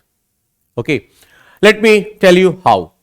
Suppose we have electric field amplitude E here and the pass axis of analyzer is not aligned with this electric field. It is at an angle theta with the pass axis of the previous polarizer. So the pass axis of analyzer is at angle theta with it. Right. So if we make component of this electric field one along the pass axis of analyzer, it would be E cos theta and one would be perpendicular to pass axis, that would be E sin theta. When this new light transmitted from this analyzer, we only have one component which is parallel to the new pass axis and this component would be E cos theta. And the E sin theta component would be absorbed by the analyzer. So we have amplitude here as E cos theta. And as intensity is proportional to square of amplitude, here we get intensity I2 as I1 cos square theta. So I2 is I1 square cos square theta and this is called Malus law. So if you keep this polarizer fixed and keep rotating this analyzer, the intensity here I2 will vary according to the angle of rotation as I2 proportional to cos square theta. So intensity there will vary like this. In one complete rotation, the intensity will be maximum twice. Okay, and it will vary according to the function cos square theta. And when we turn the pass axis by 90 degree, as cos square 90 degree is 0, we have no intensity in this side. And when we turn it again, when we turn it further, intensity again increases and when the pass axis is at 180 degree with the initial position, the results are same. Again, the electric field is aligned with pass axis and we get full intensity I2 equals to I1. Right. So the variation of intensity is observed when we rotate an analyzer in front of a polarized light, and that is the test of polarized light. Okay, if we have a polarized light, coming towards us, we put an analyzer in front of me, and when I rotate it, the intensity is going to vary like this. But if we see an unpolarized light through a polarizer or analyzer, and if we rotate it, intensity will be uniform, and it will be I naught by 2, but it will remain uniform. So it is a test of whether the light is polarized or not. This law is known as Malus law.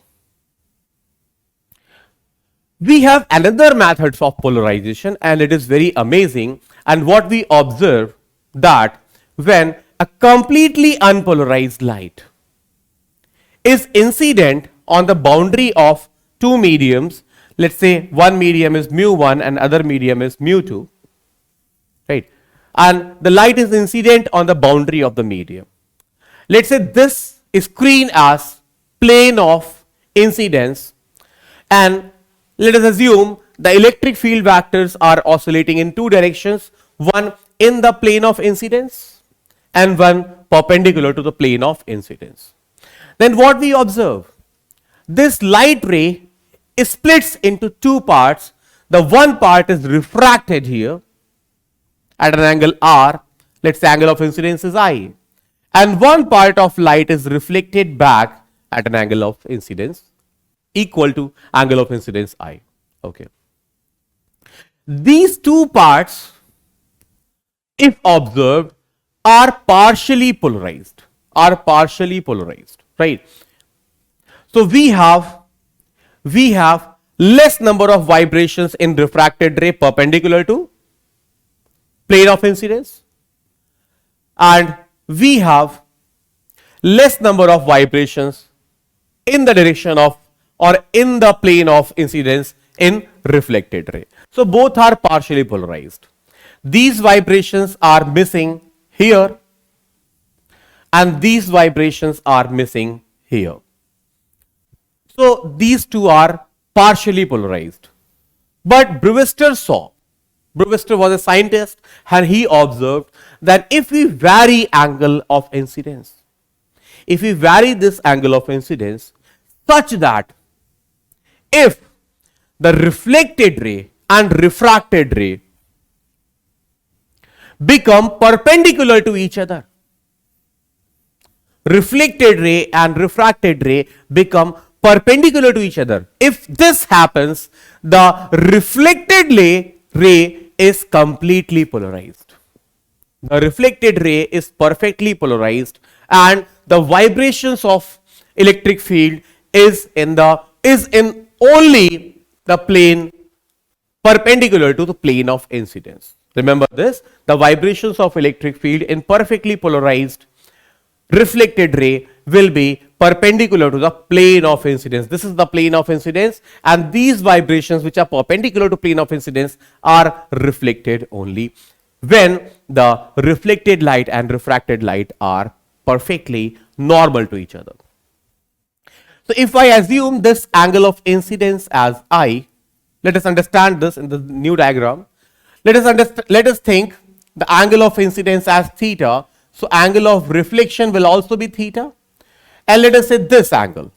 So as this is 90 degree, the angle of refraction would be 90 minus theta.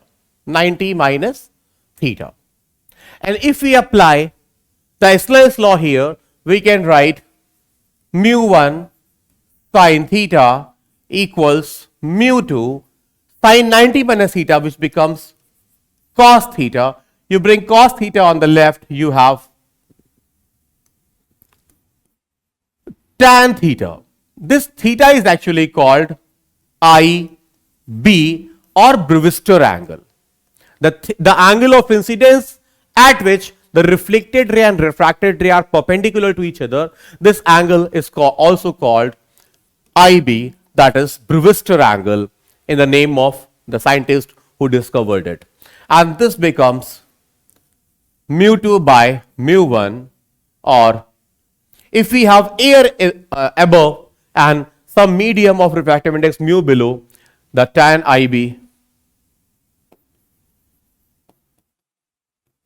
is mu by 1, or simply tan IB equals mu.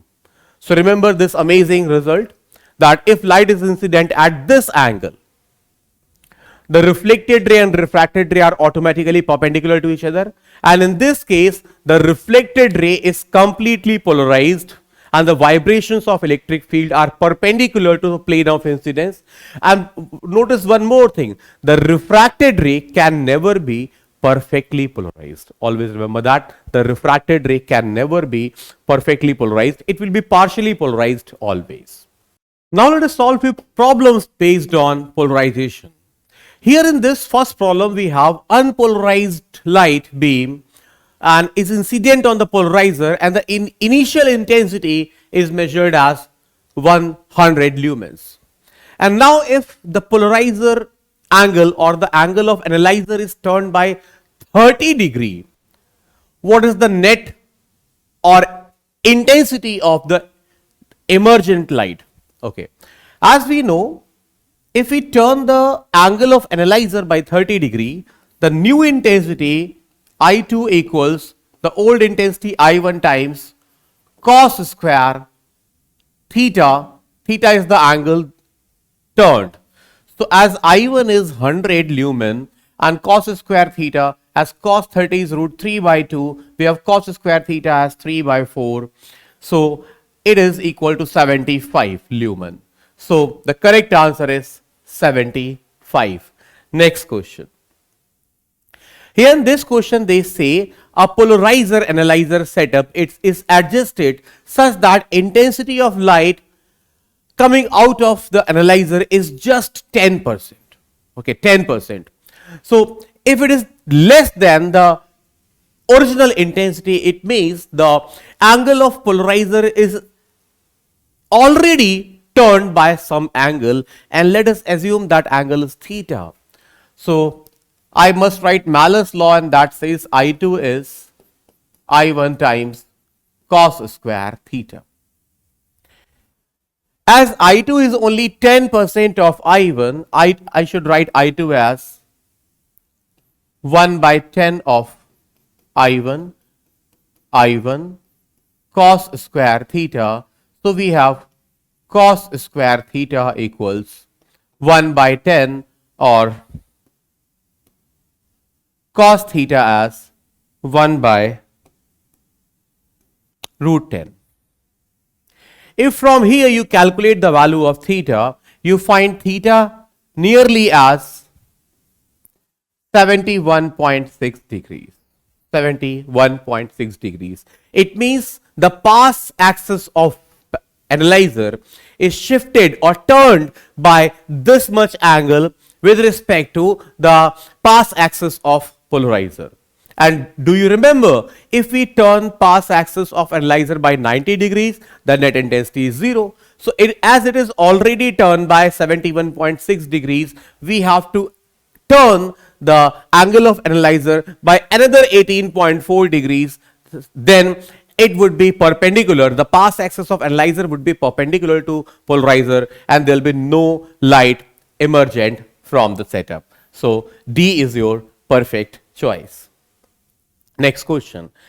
It says the polarizing angle of a glass is 57 degree, and a ray of light which is incident at this angle will have an angle of refraction equal to. So as you know, if we send a light ray at an angle equal to angle of polarization, that is Brewster angle, the reflected ray and refracted ray are completely perpendicular. So if this is reflected ray, this will be at 53 degrees. This angle is 90. If we suppose this angle is R, the sum of all these three angles must be 180. So 53 degrees plus 90 degrees plus theta. If we write this as 180 degree, you will find theta as 33 degrees, and you will find D as the perfect answer. Next question. Here we have again an unpolarized light, and it is incident from air on a plane surface of a material of refractive index mu. At a particular angle of incidence, it is found that the reflected and refracted rays are perpendicular to each other, and that is the main condition of Brewster law.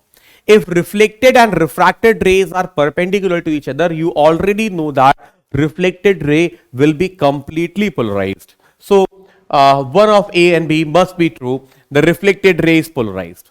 That's true. The reflected ray is polarized. But I think you remember the plane of polarization is perpendicular to plane of incidence. So in option B, it is written there that with its electric vector perpendicular to the plane of incidence. That is why option B is correct.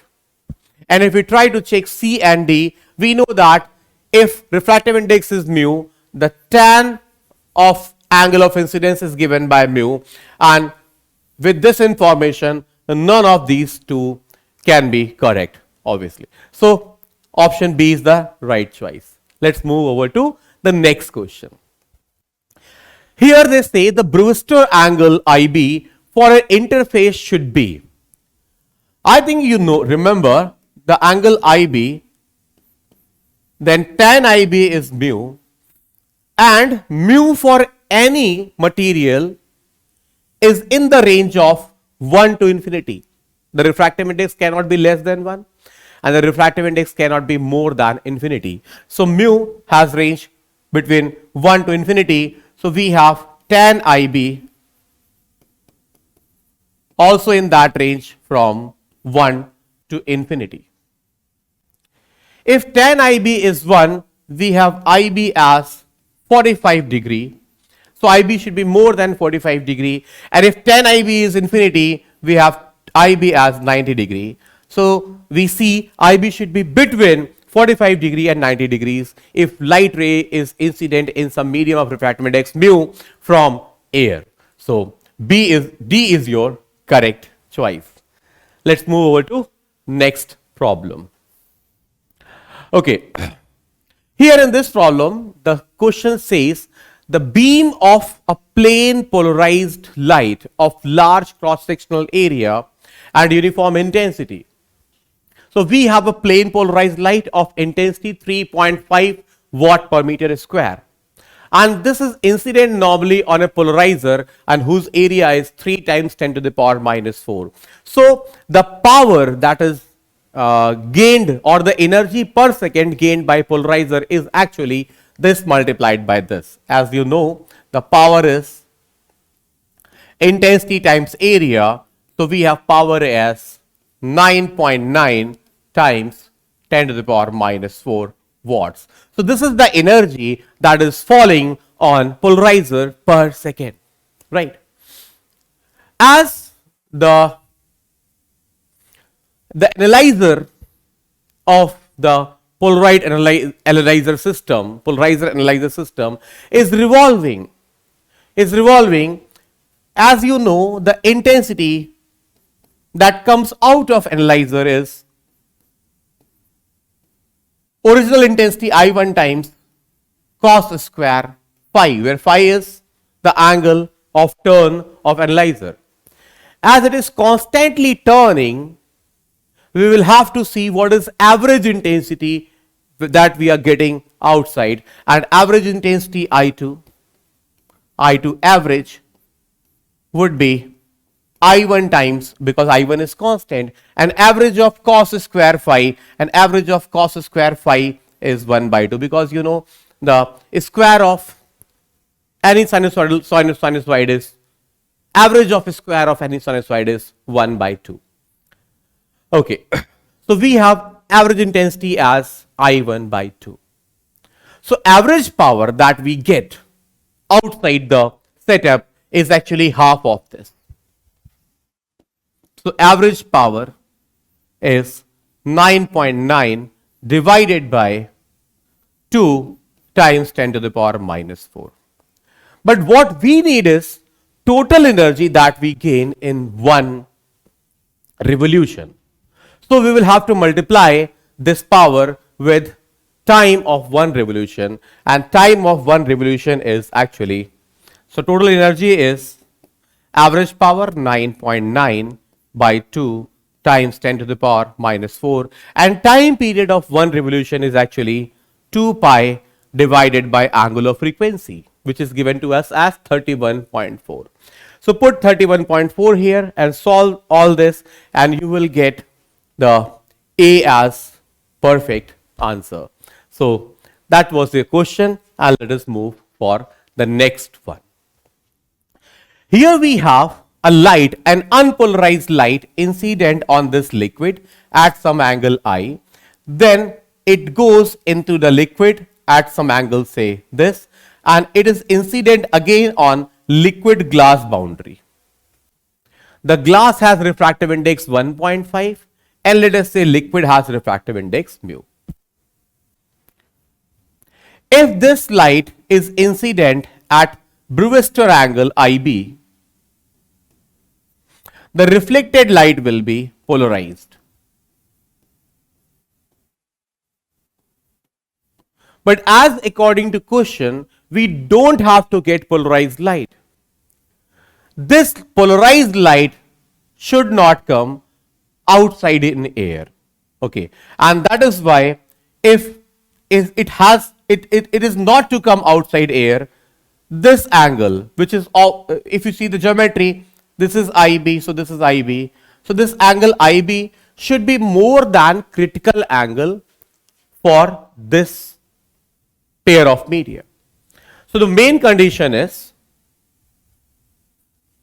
the angle IB, the Brewster angle for liquid glass interface should be bigger than the critical angle for air liquid interface. If we take tan on both sides, we have tan IB more than tan theta C, and tan IB can be written as simply mu divided by 1.5. No. The glass is downward, and the glass refractive index is 1.5. So we have tan IB as 1.5 because mu2 is 1.5 divided by mu, and it is more than tan theta C. I think you remember that sin theta C for air liquid interface is 1 by mu. So from here, if you calculate tan theta C, you will get tan theta C as 1 over a square root of mu square minus 1.